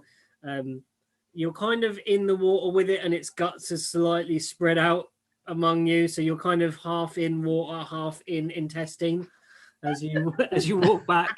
I'm just going to pluck the arrow out and cut off its head with my knife. Yeah, and you've got the remnants of Serial is still as a panther prowling around the beach, around the corpses, sniffing, like trying not to sniff. You can tell, and you see people start. You hear the shutters of the fish market go up, and the foreman walks out. I will after about sort of 40 seconds, I'll shrink back down. Okay. And oh yeah, I've started moving at normal speed again because I've stopped concentrating. Yeah, you minimized, you've shrunk back to your regular size, and he looks over the edge and goes, Cornish Daniel! And you realize that the random flying spear from the Kuatoa has flown up and hit Cornish Daniel. Cornish Daniel has got a huge spear sticking out of his leg, laying on the top. And there are several people attending him, but the people that aren't paying attention to Cornish Daniel walk to the edge of the harbour, look down at the scene you've created, and someone just starts and there's a round of applause, and the children come out and they start bouncing and jumping up, and some of the children run down the steps, and two of them go to the eyeballs that Serial turned out and start throwing them at each other, juggling with these this Kuatoa eyes. I, as a still in panther form, just bow my head and then stand majestic on, now dried off, now I've sort of shaken myself, on the sort of dock. Yeah, you walk up the steps and you stand near them. The harbour master looks at you and sees that there's more intelligence behind your eyes, and he said, "You're the elf, aren't you?" And I bow my head. I just walk past carrying the head and go, I wouldn't pet her. And so you walk back up to the fish market. Out of interest, so where I've got the rubble and thingy, is there a little golden ring on the floor? Oh, it's my ring. It's still on my finger. It didn't fall off. It just slipped enough for that bit in the Lord of the Rings where he falls backwards and lands on his finger, kind of like that. That's what we're talking at this moment. It slipped enough to reveal him. All right. I'll sort of chop off a couple of. I don't know, because a couple of them were quite smooshed. Yeah, the one on the rocks you can't gather its head. It's paste. No, I said its head was sticking out actually. Well, I'm going to get the one that I like hammered into the ground, the first one I hit with the axe. Yeah. And I'm going to sort of pick up the sort of pulped head and turn around to the dock mine. Like, do you want these or not? That one's a bit far gone. I go, these ones are fine, and just drop the two from the ocean. Yeah. Okay. So then I climb away out of sight to go and retrieve the head from one of the ones that I tore apart, and then I come up and I, with the head in my mouth. Actually, the only ones that would be left then is the one that the kids have played with the eyeballs of, or the one that's got the shish kebab eyeballs. I love. I'll do a shish kebab eyeball one. Okay, so you walk up the steps. This panther has torn away the head from the body with this very Art Nouveau piece of modern art, and place it at the feet of the foreman, and he says, "Very tasteful. I wonder if our taxidermist can make it look like that when it's on the wall." Okay, well, I'm going back to the pub, so I'm going to say to the foreman guy, I'm going back to the pub and I'm going to have a beer and a meal. Do you want to come and we'll work out exactly where the other fish people are coming from while we sort ourselves out? A celebratory drink sounds amazing. Sounds fantastic. Come on, you men, clean up this mess. And he tasks a few people to go and start clearing up the mess from the beach and remove the rest of the bodies and do whatever. And I'm just going to prod Jax and go, I think we need to have a word with that priest. Okay, well, I want a beer and some food and a sit down for a minute because I'm kind of been leaking a bit. You know, I've got a couple of stabs through. Yeah, I just sort of look at you and go, oh shit, yeah. And I look at myself and go, huh, no one hit me. There's some of the I've got 7 hits, so I've got a few sort of. As a panther. That's only the panther. As soon as you come out of panther, you're fine. Yeah. Just a quick question before I make a decision about when I'm going to come out of panther. Are we intending to do the second hit of the rest of the people today? Or my plan is to go back to the pub and have a short rest and use some hit dice, or you can heal me. My plan is to go and find out what that priest is. So I sail out. In my DM opinion, you should all go back for a bit and heal, so you can have the whole party together. Yeah, I was gonna rest and then. In that case, I move out of panther back to Serial. There's a gasp from the children around you as your magic forms you back into this elven woman, and you walk round, and there are still the kind of odd claps and like here as you walk back to the Guppy's Eye, and the bar door is thrown open, and Elixith is there beaming. Her face is so happy to see you back, and victorious. You did it! You really did it! You're like real heroes. I can't believe it. And then there are mugs of ale slammed onto the counter and offered around for free of charge on the house from the lovely barmaid. Right, well, shall we stop for 5 minutes, have a quick break, guys? Yep. Can do, yeah. Yeah, okay, cool. We'll stop there and we'll just do that. Go. No, don't eat it, or there'll be trouble. Yeah, Dan, they don't eat it. They're probably bad. You should have said that to Killian. You see it from upstairs. Oh, like a groan. Oh, do you know what? I've heard there's a great remedy, like fish guts are great for dodgy tubbies. You make your way back to the inn with these congratulatory people around you, and you hear them talking like, "We'll eat well this month. We'll eat well," and you kind of get from the conversations that are happening that the misery and the destituteness of these people has been at the hands of these creatures that have been taking their stock, their money, their sort of offerings every couple of months, and they all seem brighter and jovial, and things will go back to how they used to be. We'll have full meals, full bellies. The kids will grow big and strong, and you get that kind of feel as you walk back to the inn, like you have done something good. Sure. Yeah, I'm gonna sort of sit down. Hopefully, have some lunch. Is it lunchtime or dinner time? It's tea time. I'll have some dinner and a beer, and hopefully get the equivalent of a short rest. She brings over a great big plate of food, like meats and properly prepared fish, fresh from the harbour, and some grain and. I asked for something that isn't fish. She says, "Yeah, sure," and she comes back with some dried meats. That's fine. I'm fine with fish. I'll nibble at it and have some beer. I'm gonna sort of I'll probably go back for a second bowl sort of thing. Okay, so short rest in then. Short rest, yes. I will use some hit dice. This does nothing for me. I'm now ready to heal anybody that's eating. Are you going to spend your hit dice, or are you going to let Serial heal you, Jackson, before you go? I'll use hit dice because you can then use healing if you hold your spell slots. Yeah, that's a really tactical way to do it, guys. And I didn't need healing.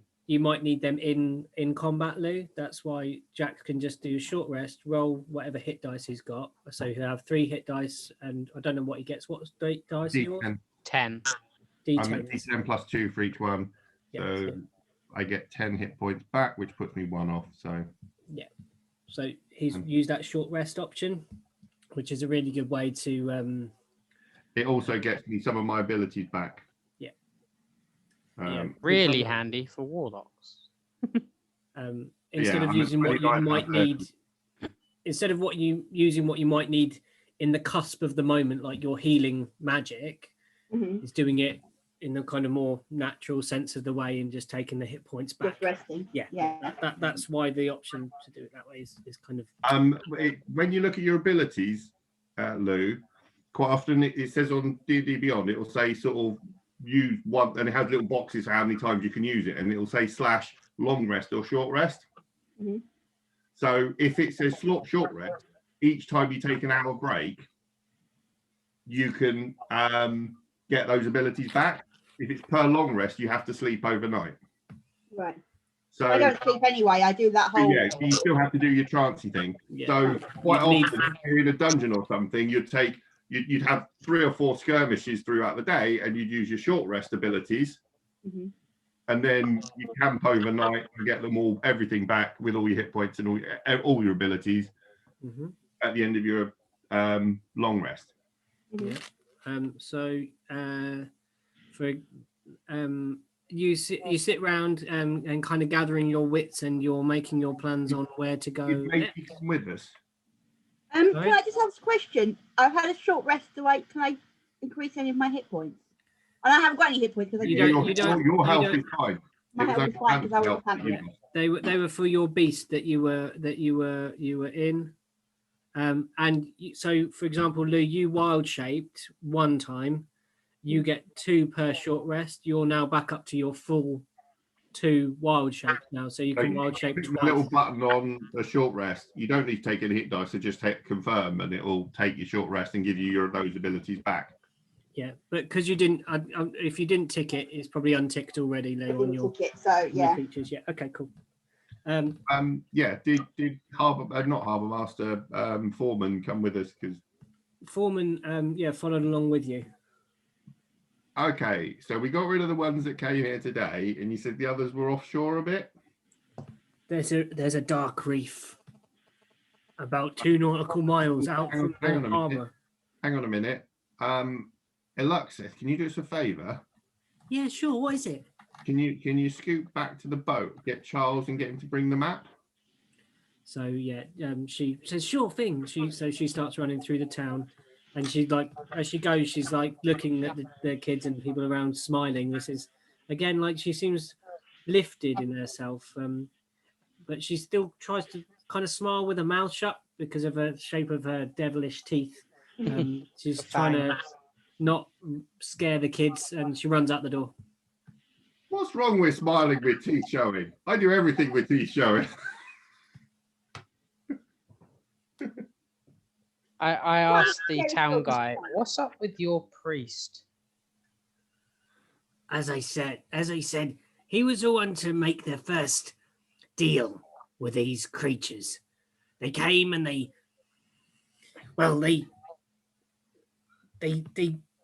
threatened us. They threatened the people, and he was a good man, and he went out. He spoke to them. He spoke to their leader, stood in his face, and braved this beast from the deep, and brokered this offer, and everything was fine. He was a great priest.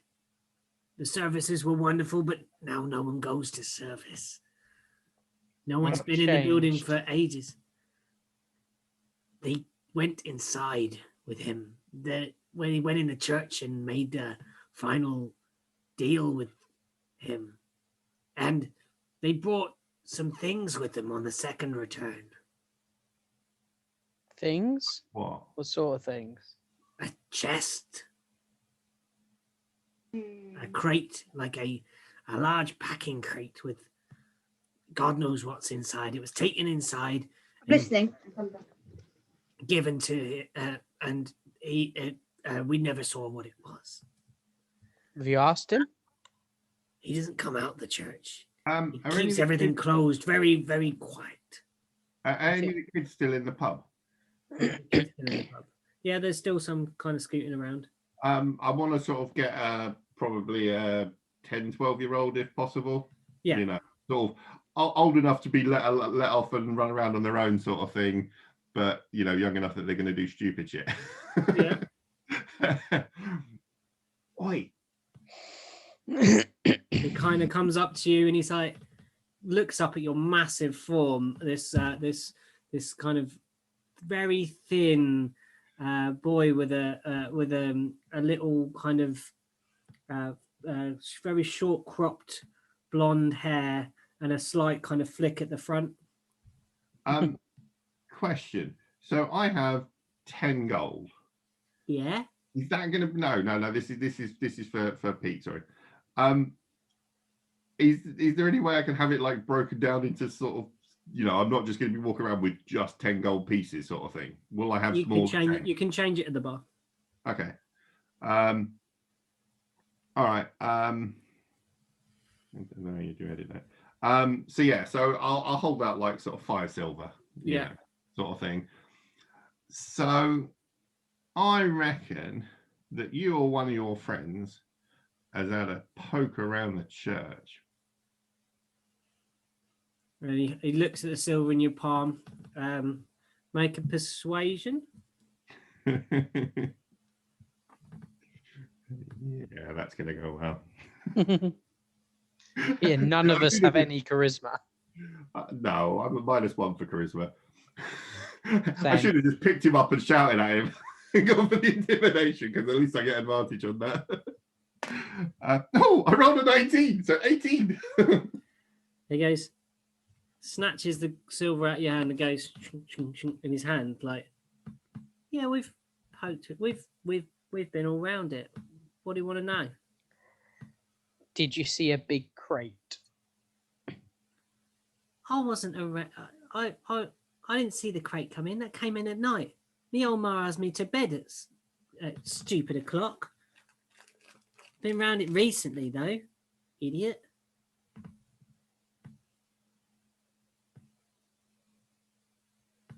So they've been around it before, but not recently. I've been round it recently. I didn't see the crate come in. The crate apparently came in at night. Yeah, I was abed. If you went in the church, did you see it? I didn't see the crate in there. No. Did you see anything weird in there? There's a smell about the place. What sort of smell? I will lift up my maul and sort of, you know, I'm not threatening with it. I'm basically holding the head like that, so we can see the head of the maul. You know, does it smell of these fishy people? No, it didn't stink like that. It smells like it on a hot summer's day in the fish market. That does. No, it smells like when the market comes to town and the veg and fruit sellers have gone at the end of the day. Sometimes they leave stuff behind, and there's that kind of smell,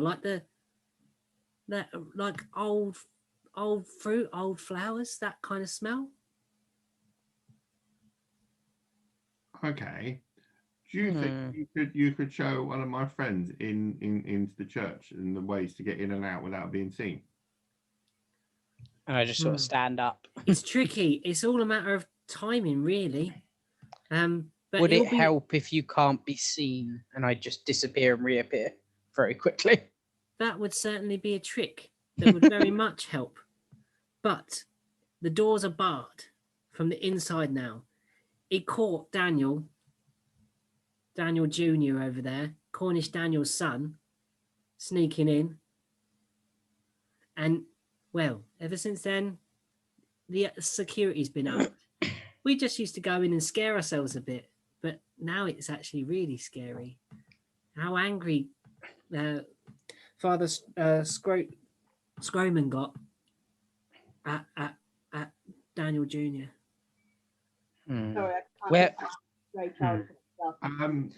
Can you show me where or when would be the best time to get in? You said it was about timing, and I can do the rest. Okay, yeah, I suppose so. I mean, you just go listen at the door. If you hear footsteps, you don't go in. If you hear footsteps, it's worth the bet. But that's how we used to get in, like I said, before the door was barred. Okay. Not any of those flappy little windows at the bottom or anything. Yeah, is there no other ways in? They've got metal grills over them. You can't slide through there. There are the gaps, and just How big are the gaps? Hang on, how big are the gaps? what in the bars? Well, I'm Yeah. looking at the woman who can turn into a snake. A cat can probably squeeze through there. I'm liking this more and more. I could turn into a rat. Get And- inside, turn back into a person, lift the bar, and then we can walk in. Yeah. Or I could get to the chest. And is the chest made? Do we know what the chest's made of? If it's made of something like leather or wood. The I foreman could- said he saw them bringing in a large wooden crate, box chest type thing. So if it's wooden, I could gnaw at it as a large rat. Well, are we gonna go and get the boat and go out and see about this reef and kill off the other fish people, or do we want to check out the priesty guys first? Well, I think that something's fishy about the priest, pun intended. So if we leave him behind and go and deal with the others, we may have a problem. He Whereas may if we warn them that Yeah, we're he could warn them, or he could send people out to get us, or there could be something in that chest that we might want. Okay. All right. So Sarah, are you gonna go and have a sneak around in the basement? Well, we could start preparing the boat while she checks out the basement. Well, If he she can finds show something. Charles on the map where it is, and they can start working out how we get there and stuff. Yeah, I can go in, but I need somebody to be at the door. So I I can can do go that in. because I can stand quite literally at the door and no one will know I'm there. we will see you.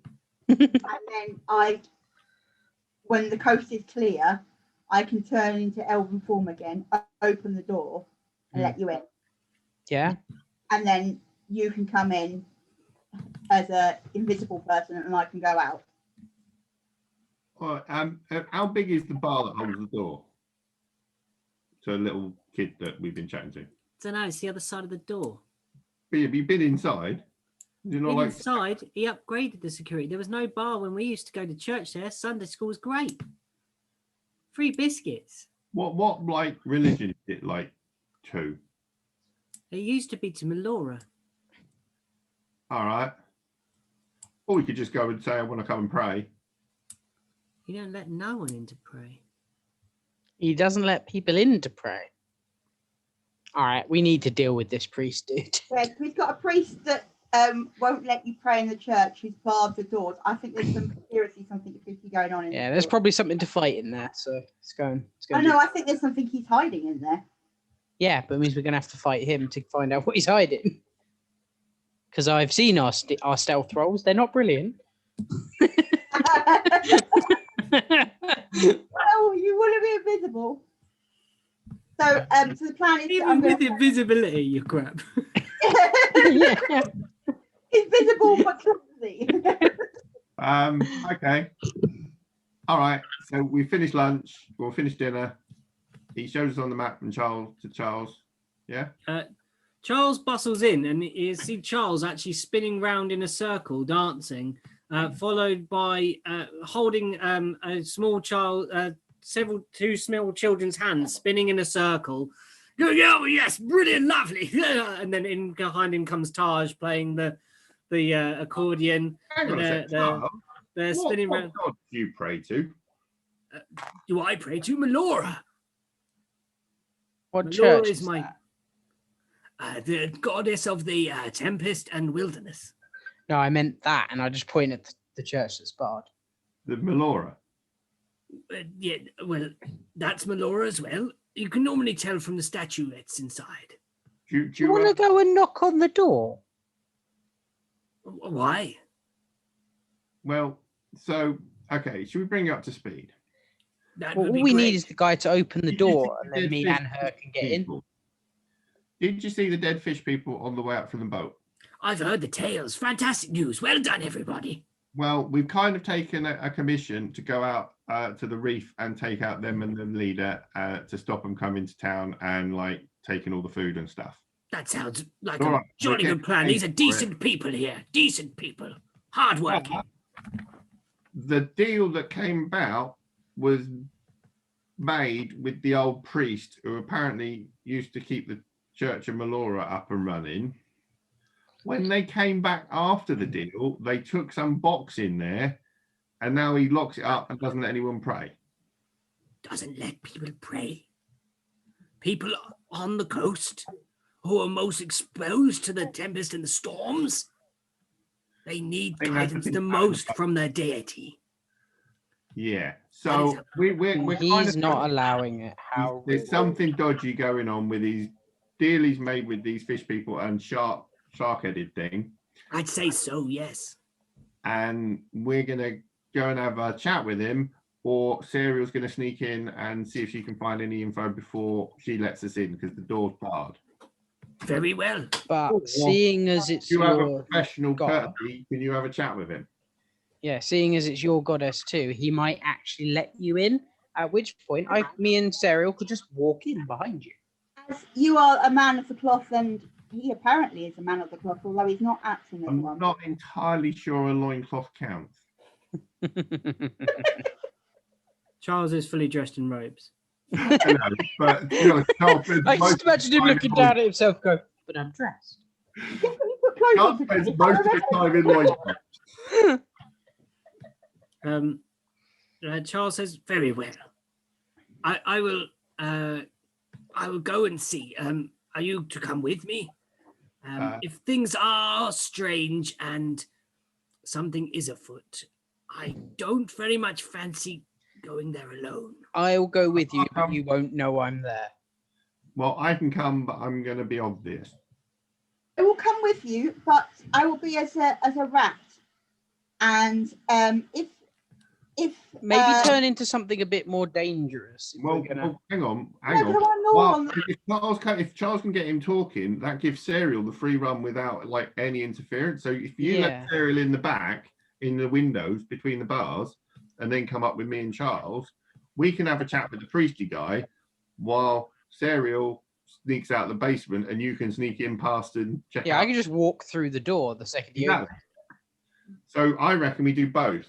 I reckon Serial goes in as a rat. Charles has a chat with him, and you can sneak in.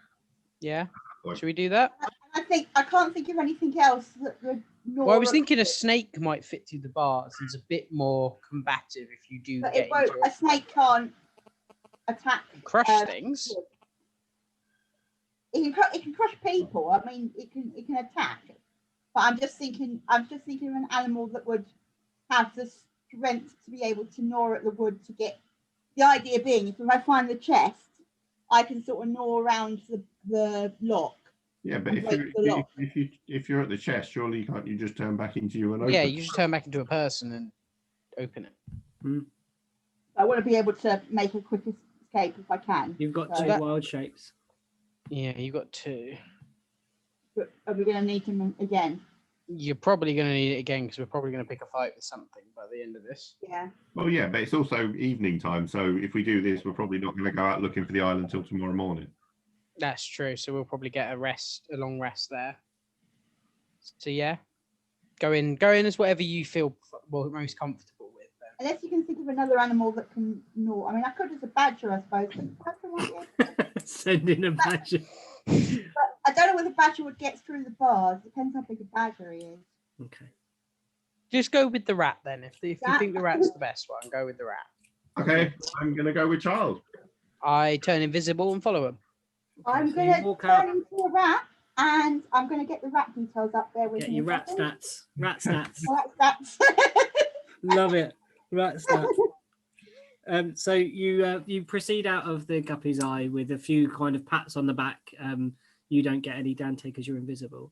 And Serial, you don't get any because you become a rat. So it's only Jackson, and Charles is kind of caught up in this because he's part of the party. He's like, I didn't do anything.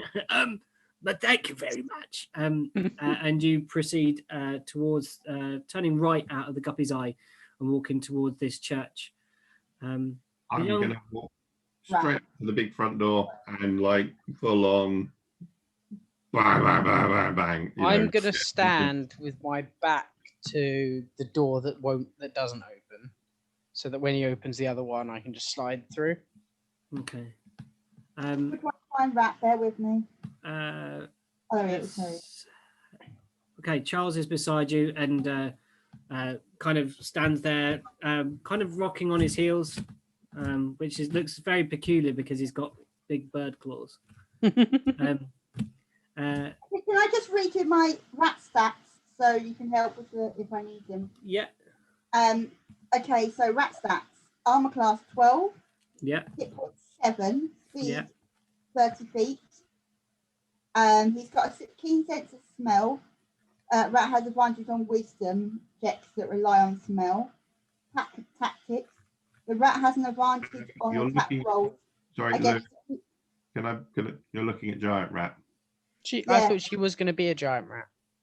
A giant rat will still get through the bars, won't it? No. A giant rat's like sort of 5 foot long with tail, isn't it? Yeah. What size is it? Does it say giant rat is? Small. How do you find the size on it? It's small. It's a small beast, so it's the same size as the kobolds and things we fought on the boat. No. And a gnome. Regular rat, tiny. Cat would fit. Right, so I can't do that one then. You could be a rat, but not a giant rat. What about a snake? Snake could do. I'm trying to find something that can eat wood. Hang on. Is Pete going to let you eat through the wood? Only if you wild shape into a platypus. No, a beaver, like a beaver. That's like a bee. Oh, there isn't a bee. Lou, your cat might be a better one because they get a bonus on stealth as well. And perception. Cat is good. Will cat get through? Yeah. A cat has got that kind of slinky nature about it. Yeah, a cat can get in through anyway. The cat and a rat are both tiny beasts, whereas the giant rat is giant. Well, it's a giant for a rat, so it's small. Yeah. Small beast, but not. I mean, it's probably the size of one of Pete's dogs. Yeah, they're big things. I'm just picturing a giant rat just sort of sauntering up to Popeye. And Popeye going, I kind of got the feeling I should have looked over my shoulder then, and there would be one sitting next to Popeye on the sofa. Sort of this size. Okay, so you bang on the door, Jackson, and on your first rat-a-tat-tat, nothing. Do you think someone's home? Well, he barred the door unless it, actually I'll try and push in and pull in the door just in case. The door doesn't shift with your just general moving it. Well, he barred the door, so I'm guessing he's in there. Can you slide something through the gap? I take out a dagger and try and slide it through the gap. It comes into contact with a piece of wood. Okay, I slide it in further down and then lift up. It's another piece. It's the same piece of wood that the dagger drags down. So the whole Charles is with him, yeah? Charles. Feel like it's a tongued door. What? You feel like it's a tongued door. Okay. To stop exactly that. Fair. It's on the coast, it gets quite drafty. Whack harder. Hold on, Lou, what were you asking? Is Charles with Charles is coming with him, isn't he? Charles is with Jackson, yeah. Yeah. Is Charles try shouting out it like into the church, like hello? You can't suggest that because you're a rat. Charles says to go in while we try and get in. Yeah, I'm out the back at the moment trying to work my way in. Okay, so you go down as you look at the church, you're going down the right-hand side, which is where you heard a door, one of these windows slam shut when you were progressing to the Miriam's Herbalists. Oh yeah. From last time we were with the party. And you can see that there are the small windows along the edge of the building. There is some towards the back end as you look at that building towards Miriam's Herbalist. And Charles says, "Hello, anybody there? I will Open up in the name of Melora." I'm going to hammer on the door. What I'm going to do is I'm going to take my other hand axe, because I have two. Yeah. And sort of, so I hold it so the blade sort of poking up, so I can literally hammer with the sort of the flat end of the thing, the sort of flat of it, to sort of get a big pop of booming. Yeah. Bang, bang, bang. It echoes hollowly within the church interior. And Lou, you see that there is dirty, murky glass along the edge where you've managed to get to. And you see movement behind the glass. Quite quick movement behind the glass. Mm-hmm. There's somebody out the back, but they're sort of hiding. And Jackson, make a history. A history?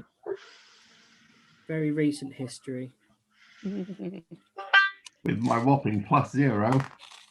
No, I got 7. You don't remember anything. I'm going to go and look round the outside of the building. I'm just going to sweep the whole perimeter to see if I can see anything through any of the windows, considering no one can see me looking in. Mm-hmm. The windows are high set in this building against this slick stone. You'd have to climb up to look in any of the main windows. They're all stained glassed. You walk around the circumference of the building. You see the ones low set into the floor. Most of them have been filled in. And you come back round to you've kind of done a circular of the building, and you see a rat peering out. So I go to the rat, and I look at the rat, and I look at the bit where she's trying to get in. Mm-hmm. Is it? I'm going to look at the cat cereal going, why is he talking to a rat? Oh, a cat. Oh, sorry. So I look at the cat, and I look at the window, and is the window blocking her from getting in? The window seems pulled shut. So you can't get in. I actually say that to the cat. I go, so you can't get in. I look up at him, and I look down at the window, and then I sort of slump down, sort of defeated. I pull out my rapier and stab it through the window. Glass shatters down into the floor below. I then quickly run around the building and do it to the same on another window on the other side. Well, that's killed your stealth, hasn't it? No, you're not bloody stealthy anymore, are you? Well, smash through windows. What I'm trying to do is stop him from figuring out which point you've come in through. So the glass breaks, and Jackson and Charles both hear, "My gosh, what's that?" I then quickly turn invisible again. And you hear footsteps that charge down away from the doorway towards the far end of the church behind you. You smashed it. And you're now looking at the glass, Ariel. Dante, the rest of the glass is not accessible unless you were to climb up to it. Okay. I go back round the front and I turn visible and go, I broke a glass. I'm going to sort of keep hammering on the door with the sort of the metal head of the axe sort of thing. So. The footsteps still move away. Well, I can't sneak in the back now because he's gone in the back. Yeah, but you're a cat. He's not going to think you're a person. He didn't see you wild shape. He doesn't know you can wild shape. He's also going to be suspicious of anything in the church, surely. I think he'd just think a stray cat's just walked in and broken a window. And these guys are also malnutrition. So have we seen any other cats in town? Because, they might be dinner. That's a fair point. Although you get a bit of a shock. Can I walk backwards? Is there any stones or anything on the floor? There's cobbles. There's the kind of floors cobbled. But they're like pebble sort of stony stones. They're the ones that kind of fit in between the main kind of flagstones on the ground. I pry one of them up and I lob it through the front window. Okay, you make a dex, like a ranged attack. So basically, like a. Do I get any modifiers? Whatever your dex kind of plus whatever. I got a that is. 9. Okay, 9. No, you throw and it bounces off the rock face of the stone church, drops down, and nearly hits Charles. Will you be careful? What are you trying to do? I'm trying to break the glass to bring him back down the front. I see, but his I can hear the footsteps. They're moving away towards the back. I thought if I broke the front glass, it'd bring him back to the front. I see your plan, but he seems intent on going the other way. Do you want to try again, throwing more rocks at the building? Tell us next time. We'll step out the way with your poor aim. Has anyone got any other ideas? At this point, How high? even though I'm a cat, I'm gonna. Is there, Charles? Is there any? No, Dungeon Master. Is there any other points of access into the church that aren't the broken windows that I could jump up to, maybe? Could she stand on one of our heads and go through one of the upper I am a cat, so I can jump. You've got a climb speed of 30. But similarly, you're also proficient in stealth, so you can actually just try and sneak in and nobody doesn't notice you. I was gonna say I'd have just gone through the glass that I broke, which is why I broke it for you. Okay. I stealthily go through the Okay. some of the broken glass. So make a stealth. As pointed out by Dante, we don't do well at stealth. So, but you get this with advantage. So you make a stealth check with the So dex. roll 2 times. Yeah, roll 2 times. Is it dex for plus on this stealth? So her stealth skill is +4. Okay. Because you're a cat, yeah. I actually have a better plus on stealth than a cat, apparently. How are you so bad at it? No, I've got a +5. We can't roll for toffee. Yeah, I keep rolling like 3s. And nat 1s apparently. Sorry, go on. Hang on, Jack. Let me just. So what am I rolling? A 20, You a do d20, and then add in 4. Was it? If it's advantage. The cat stat. 4 plus 4, 8. Roll it a second time. Yeah. Because you get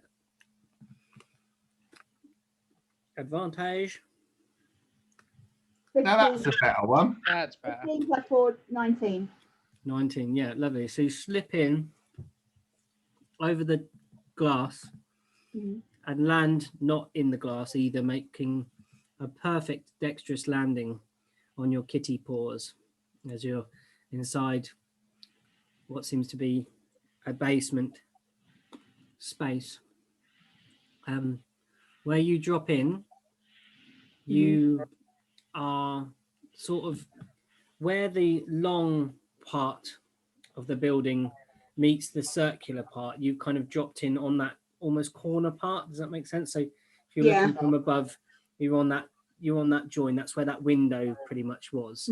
And there is a circular path that goes round the curvature part that is to your right of the interior of the circle part of the church. So let me describe this better. I'm trying to imagine. I can't remember the picture of the church. Okay, so from top down, it looked like a lollipop stick, basically. Yeah. So along. I'll get it up on the screen if you want. Hold on. Yeah, I was going to say I was wondering if we had. Yeah, I'll get it up. Hold on, I'll just screen share it. Give me a sec. But yeah, I really suck at stealth. But I don't. I'm apparently really good at stealth. I just suck at it. Yeah. Oh yeah. Yeah. Cool. You happy with that, or do I have to? No, it's fine. Yeah. So you're in the kind of corner, in the kind of crevice as it comes in. So the circular bit is to your right, and there is what appears to be a double wall, like a secondary wall that that goes inside of the circle part, and behind you there is like a crypt going back from where you are. You see tombs, stonework, figurines. Hang on, where's the crypt? In the long bit? In the long bit to your back, basically. You've jumped in sort of facing north in this situation. You've got a long And what's in the circle a bit? You can just at this moment see another wall that goes round like a secondary. The cat has dark vision, by the way. With the cat. Yeah, don't know it does. You see this. You see this very well. It's one of the stupidest things in D&D. Tabaxis have night vision because they're cats. Cats do not have night vision. Yeah, it's ridiculous, but they don't. So yeah, you see this perfectly anyway, because there's still a bit of light pooling through. Pete, for reference, are we at like sort of the stick of the lollipop? Yeah, you're down the front end. Bottom bit. Yeah. Okay. So can I just turn to them two and go, we really should have given her a signal or something.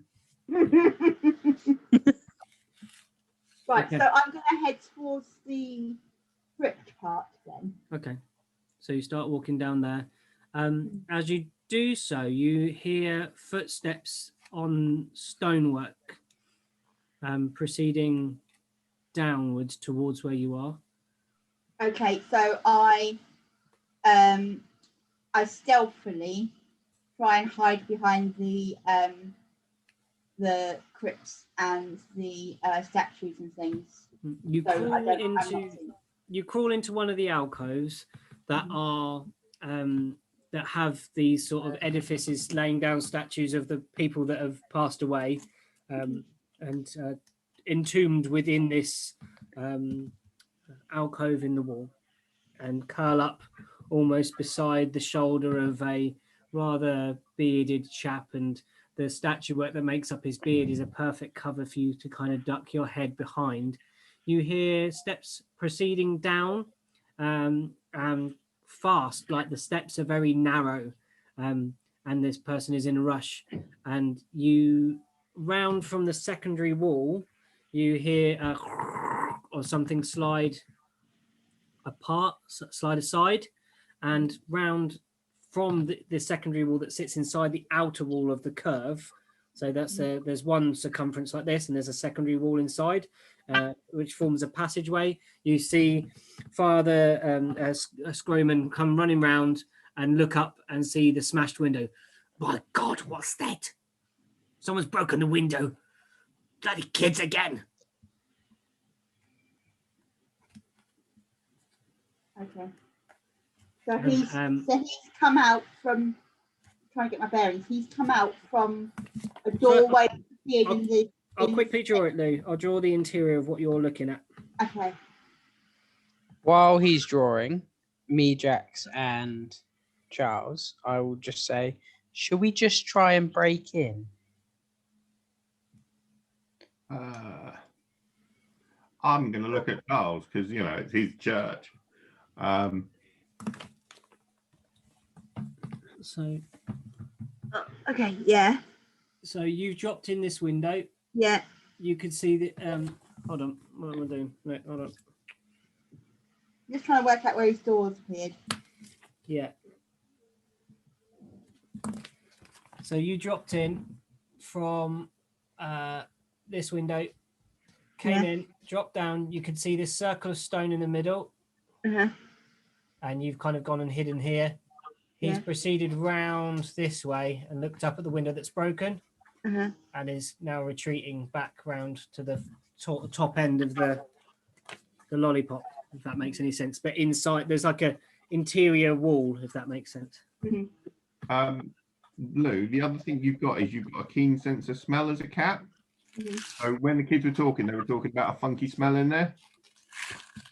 So you actually have advantage on perception checks for smell. So if there is a funky smell in there, you probably will have noticed.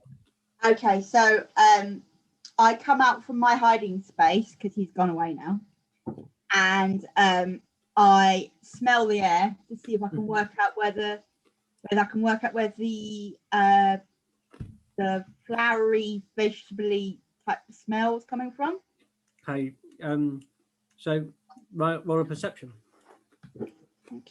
You got advantage on it.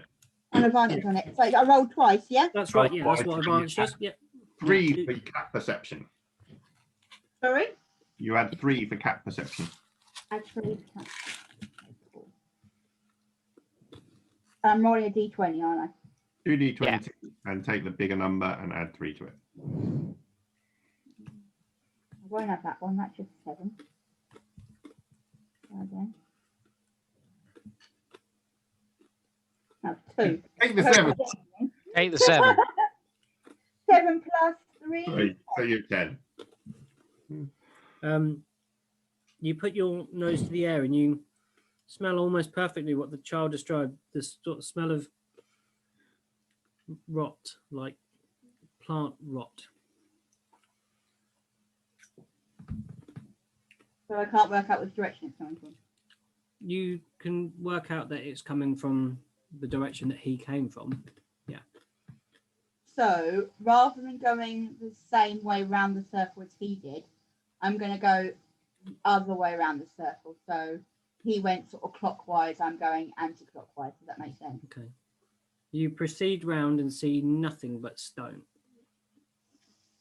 Hang on a minute. Dante, if the bars weren't there, could you get through that window?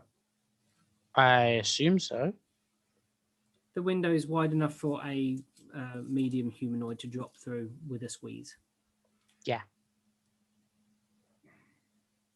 But the bars are there. How many bars were there? There are 3 bars that hold the... Are they cemented into the concrete, or are they like a grill they're like a metal plate thing that just has 3 bars in it? It's a metal plate that is sort of into the stonework. That sounds easier to rip out, but that's going to take a lot of noise, I'd assume. I'm definitely trying to work out what's in the building. Can we not rip off, break anything more for a little while, please? You can't hear that because she's A, a cat, We will continue to discuss our breaking. and B, I'm nowhere breaking an near entry. you. I'm just thinking that might be easier to get open than the big sort of thick. Well, you've got an axe, don't you? I can chop a hole in that. I've also got a crowbar, and I can probably rip out bars relatively simply. I'm trying to think of which one would be louder. They're both going to be really loud. Do we hear him coming back, or is he still at the back of the church? Put your ear to the door. Am I doing a perception? Make a perception. Over the top of his head. Make a perception check, and then react to Jackson's. Being an arse. I got a nat 1. You hear nothing because Jackson is smashing his fist against the door repetitively while you're trying to listen. I just turn around and go, "Stop doing that!" Elbowing. Charles turns to Dante and says, "Where's Serial?" In the church. Inside. I broke a window. She's inside here, and we need to get in now. Yes. Then Quietly. But idiot ear keeps banging on the door. you hear shunk, and a little hole opens up. I step to the side. How little is it? Make a stealth check. What the? I got a 1 again. He sees you, obviously, trying to step out of the way. You hear the slump and you step in front of the window.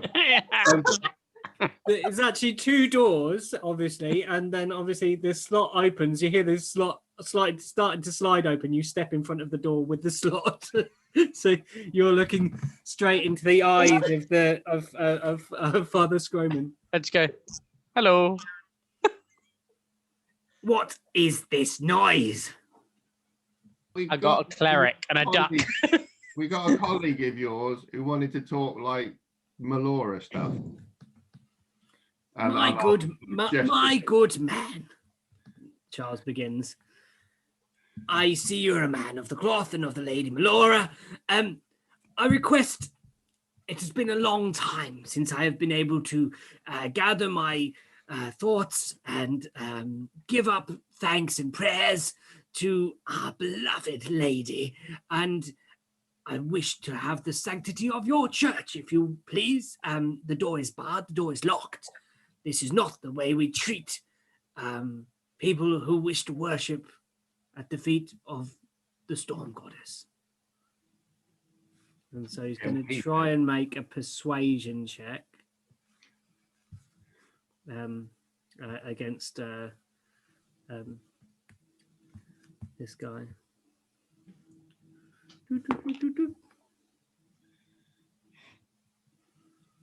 Hold on, my dice is going super slow. Does it come up on yours, guys? Not yet. No. So Scott, how many games are the metal dice going to survive? Well, I've got another set now, so I'm going to stop playing with that and see how that goes. I get 3 sets out every game, and I alternate them between each roll. Yeah, I've got 3 now. I've been using the metal set because it was doing really well, and then obviously it didn't. It got me 2 nat ones in a row, so now it's been relegated to no using now.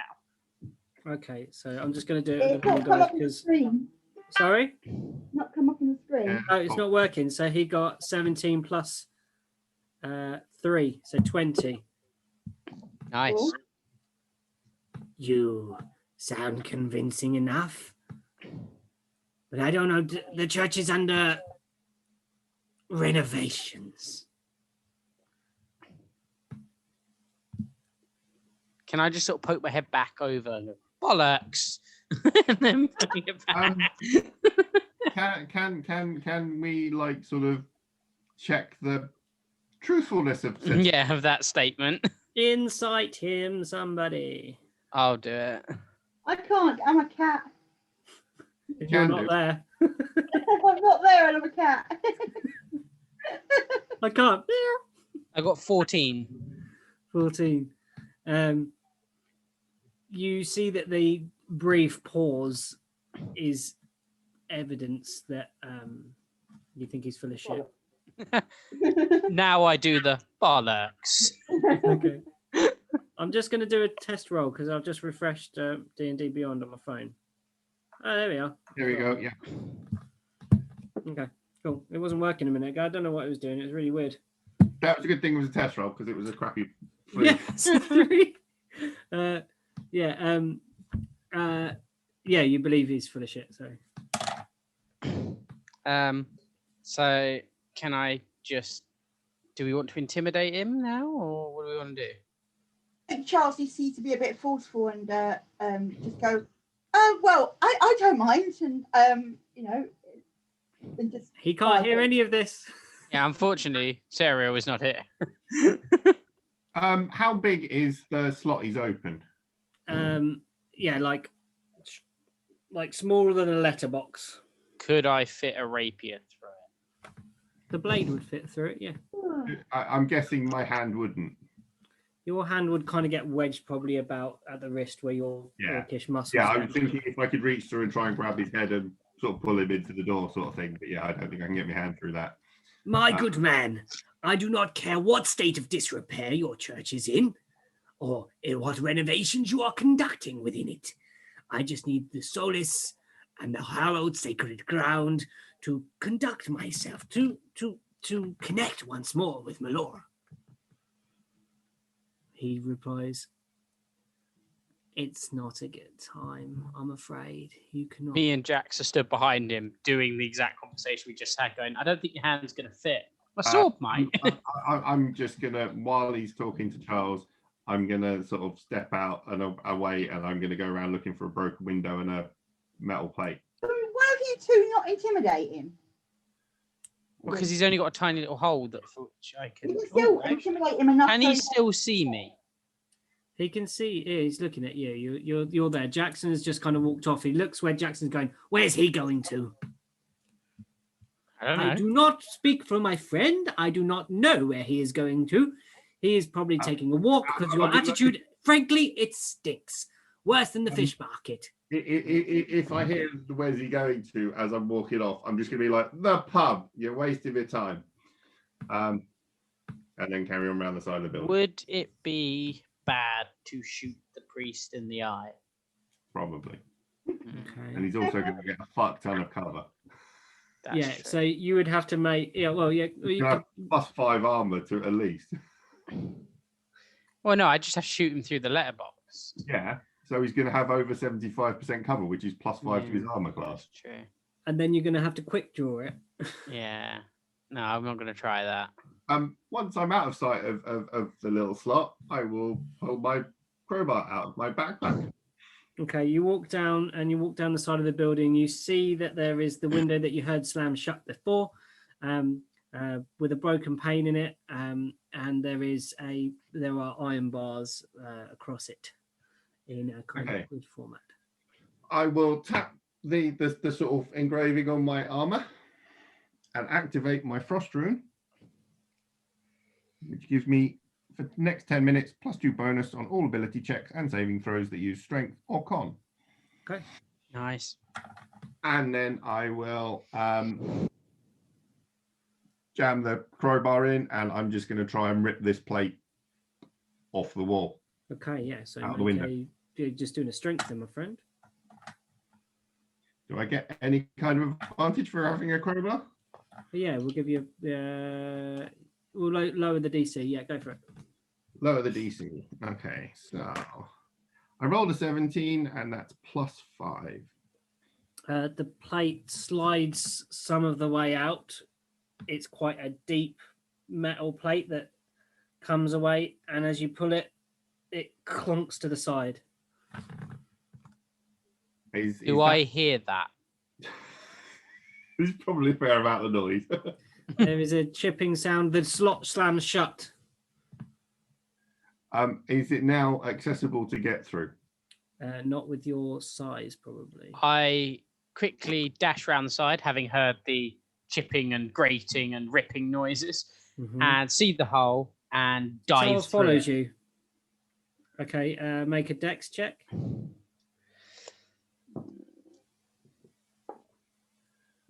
Nat 20.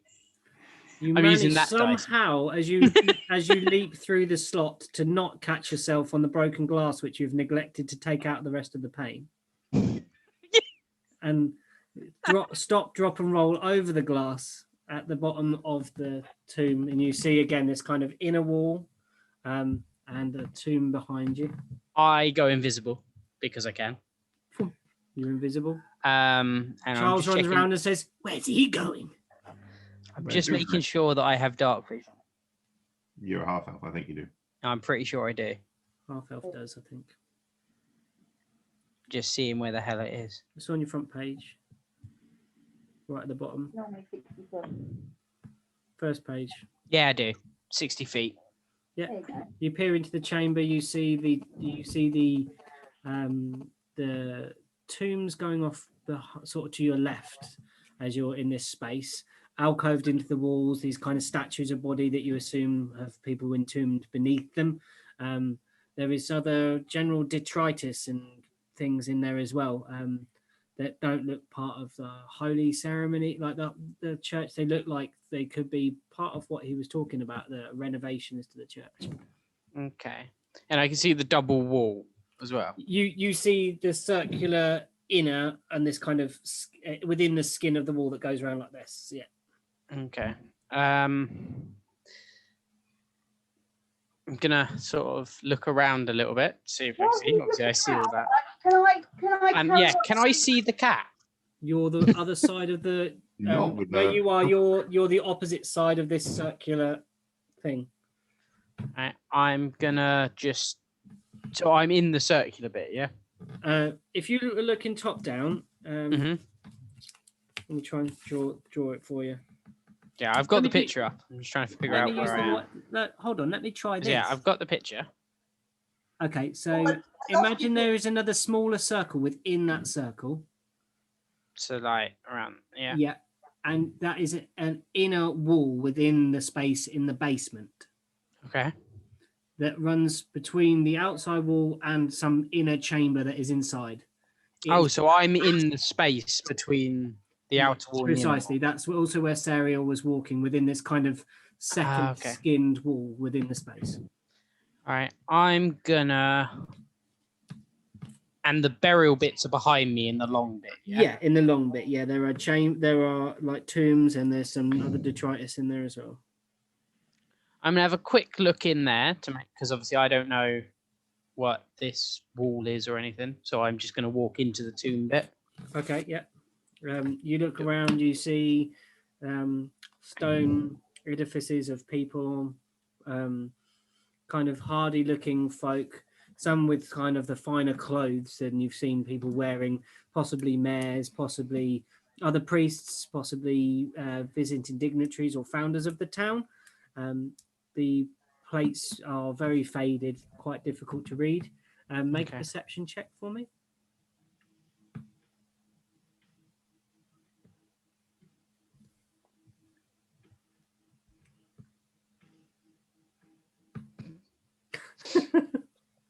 Get a 6.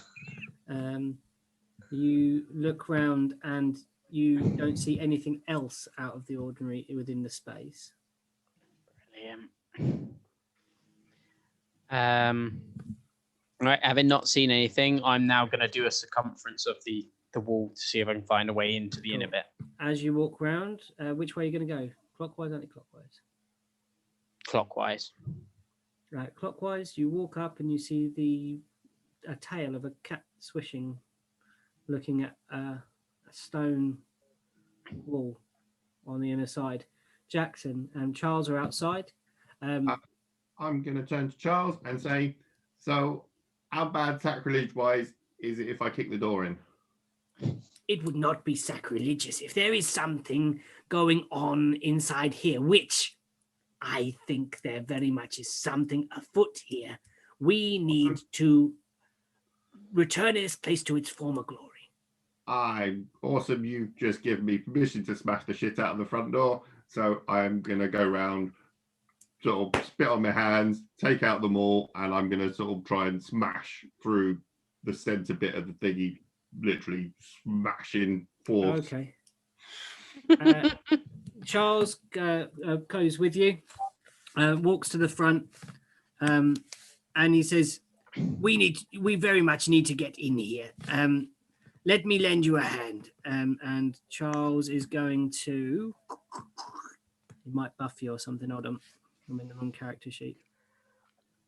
Guidance or bull, or whatever, bull strength. Let's see. Or both. Oh no, they're both live concentration, so you can only do one. He's going to.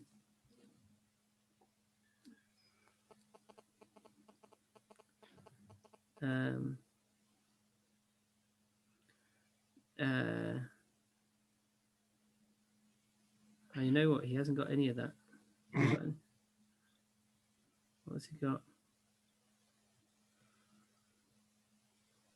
For a wizard with the knock spell. Dog.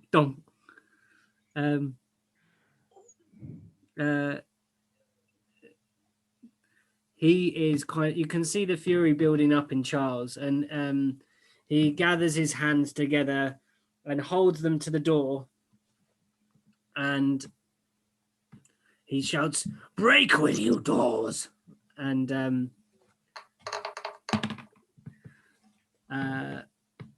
the doors fragment and start falling apart. They're not completely destroyed, but the doors crack and almost fall, almost like in shards of glass.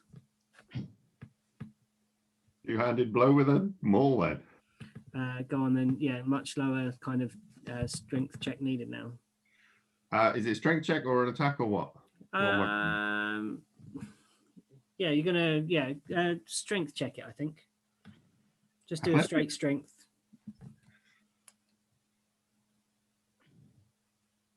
No, make it an attack because it makes sense because you're doing it with the maul, aren't you? Yeah. Yeah. He's not shoulder charged it. He's... Yeah, I wasn't planning. You know, I was kind of thinking I was using it as a sort of a hammer tool rather than a. Yeah. You know, they both do the thingy. They both break stuff. 21 to hit. Yeah.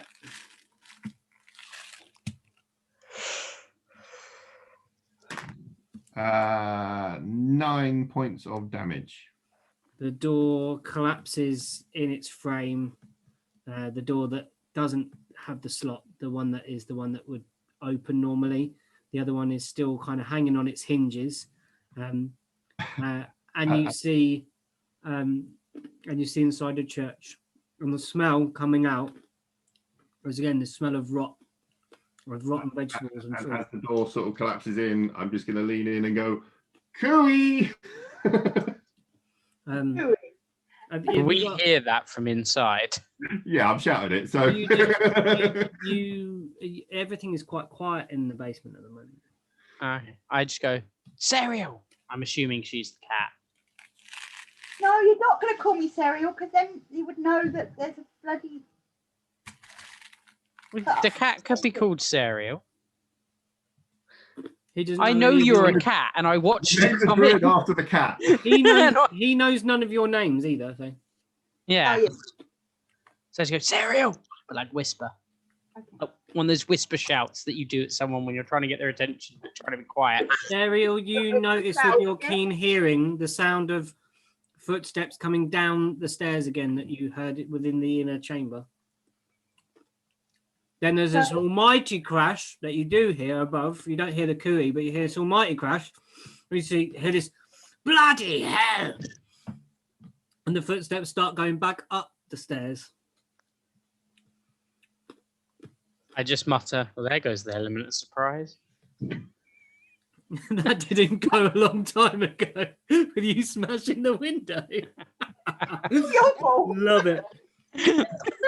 What I'm actually curious about, Pete, is could he have just lifted them? You know, was it locked? Could he have just lifted it up? He didn't check, and I'm going to leave that up to your imaginations.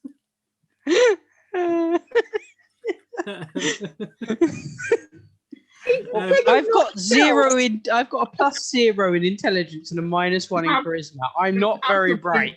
You have some wisdom, I'm hoping. I've got +2 in wisdom, so yeah, that would be a wise thing, not like intelligence to open a window. Yeah, I was wise as knowing that she can open the window.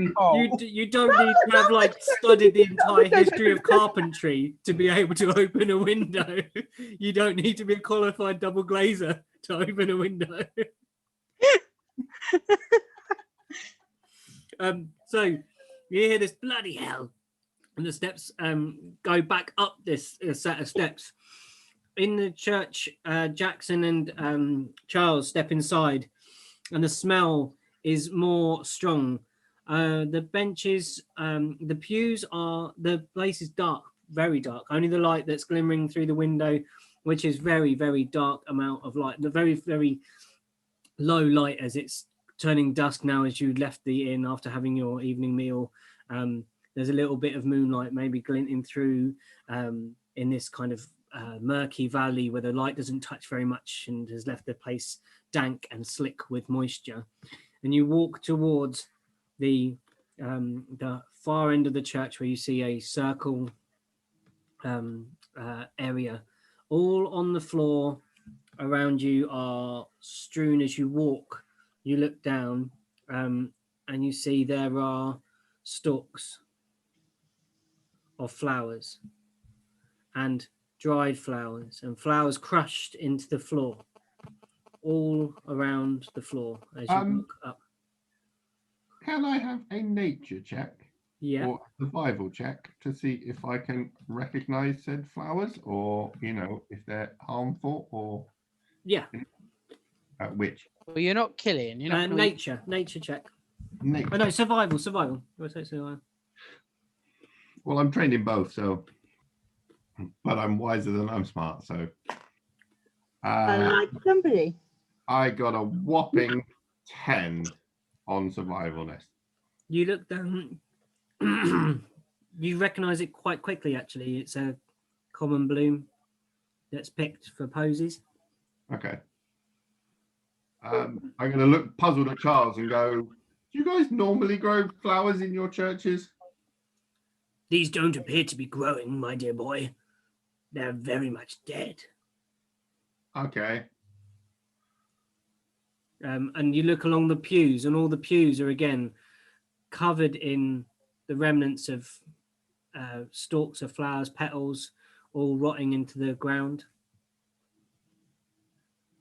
There is something weird about your fellow priest. This is not the way that we worship Melora. Do you want to have a chat with him, or are you just going to beat the snot out of him? I don't know where he is right now. I would very much like to possibly restrain him and find out what he is doing to this place. As Charles looks round, he notices the disrepair within inside. The walls, again, kind of slick with this moss and kind of dankness that has pervaded everywhere outside, has come inside, and very little care has been taken in looking after this.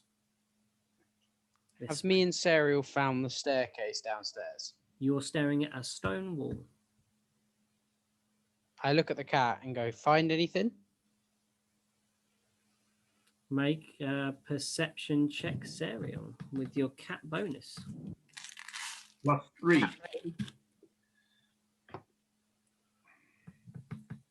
think my perception's higher than a cat's as well. Yep. I'm just terrible at spotting things. Oh, my phone's stuck. Hang on. I'm really well trained at seeing and stealth. I can do neither. It's I have to amazing. go back into The the way of all dice rolling games is all the stuff you're supposed to be great at, you know, you can't even tie your shoes at. And the 1 in a million shot happens every other time. Yeah. So D20 plus 3, is it? Yep. Yeah, so I had to reload the app. It froze. Sorry, I'm definitely sending you some dice, Lou, when I make some. Mm-hmm. Oh, shit. What'd she Got a get? 1. You got a 1. The smell of the cloying smell of the flowers blocks your nose, and your whiskers are twitching all over the place, and you can't seem to see anything. I walk around the circle then, because I've not gone very far around it. Mm-hmm. And I look at the inner wall to see if I can see a doorway or a gap or You're a door. still invisible at the moment, aren't you? I'm still invisible, yeah. Yeah. Can you do a perception then? Yeah. I wasn't told to. You may. 14.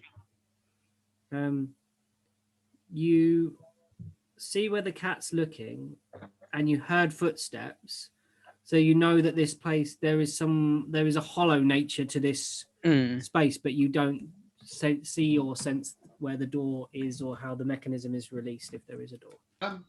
Bugger. With these like flowers and detritus on the floor, Mm-hmm. is it possible to like track his little footsteps, his path? You can see that there is a very clear path running up and down the middle of the well-walked path where the stalks are kind of kicked to the sides. A trail that moves up and down the sort of length of the church. Length of the square bit. Yeah. When it gets to the circular bit, what I want to start looking for is sort of, you know, if he's trodden on these plants and stuff as he's walked past, is there sort of, you know, little bits that are caught up in his shoes, sort of thing? So you walk up to the front of the church? Yeah, so walk up through the middle of the church to the circular bit. Okay, as you approach the circular bit, in front of you there is an altar just on the end of the pews, set in between. Before you get to the circular section, there is a large stone table, and on it there is a vase full of flowers, fresh flowers, growing beautifully, and a pair of scissors on there as well. Okay. You see in front of you, you see the circular nature of the end of it, and proceeding. There is there are statues round the circle. There are 5 statues round the circle, one right in front of you, and then each sort of divided by 6. You would think it was so. Where you stand, if you were to stand in the circle, is the 6th. Okay. That sounds like a gateway to me. I just love the fact me and you are stuck in a basement and can't find a fucking door. Staring at this wall going. Is it possible to try and work way round the roundy bit, or how does it... you can climb up to that. It's flat. It's like these statues all look into the center of the room. Okay. Can I see down into it then?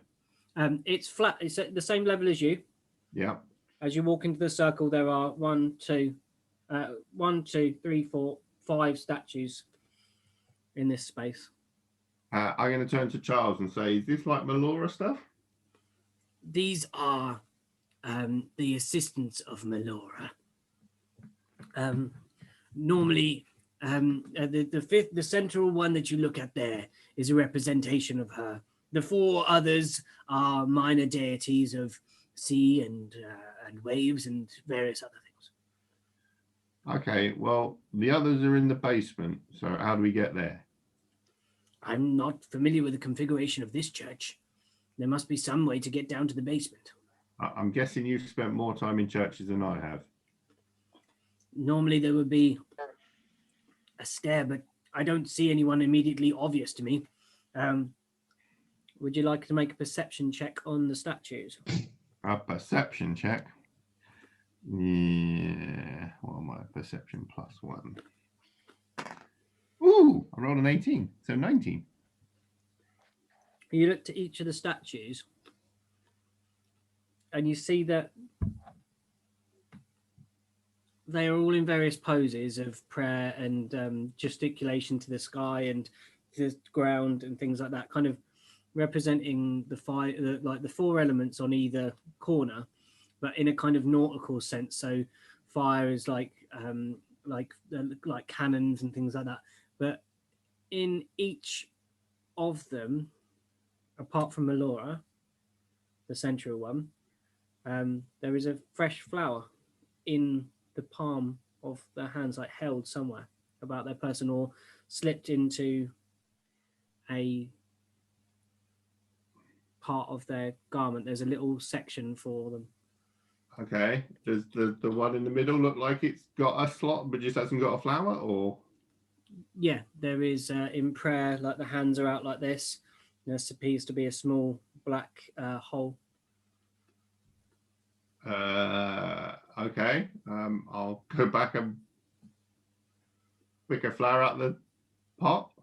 Yeah. I'm wondering and go, who knows? And poke a flower into the hole. Stick it in the hole, see what happens. This is like the weirdest thing Jax has done. He's like... This massive orc-like creature holding a tiny little flower and trying to put it into a statue. I should have asked for a sleight of hand check as you picked up the flower. I'm just going to look at Charles and go, your religion is weird. You place the flower inside the sort of small indentation in the palm so that the flower sits flush on the hand of the deity in front of you, and there is a click, but nothing else happens. I made a click. There is a circle here. There is a circle of 6 platforms. Look. And he points to the floor, and you see the 5 statues and the place where you kind of entered from. There is another sort of plinth. Stand on the plinth? Okay, you can fly, so you stand on it. Charles walks and stands on it, and nothing happens. Charles is going to make a wisdom check. Because that's the only way I can kind of govern what he does. He's going to make an insight. Oh, yeah, 20. Charles goes, maybe I need to hold a stem as well. Fetch me a flower. I was going to say, that was my next guess anyway. I'm going to walk over and I'm just going to pick up the vase and I'm going to hold it out because there is no way I'm just going to sort of sit there and daintily give Charles a flower because that's just weird as well. Just do it on one knee. He takes a single stem from it and hands the vase back to you, and stands there. And then just almost naturally, he places his hands in prayer, and there's a and in the ground there is a set of stairs revealed to you. Okay, don't Did move. anything appear on the other end? You see nothing. You hear a rumbling of stone. I'm going to say to Charles, don't move. I don't want to get trapped or squished. And then I'm going to start going down the stairs. Okay. And I think that's where we're going to stop.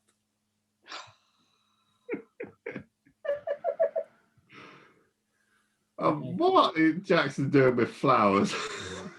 I want to know where the damn priest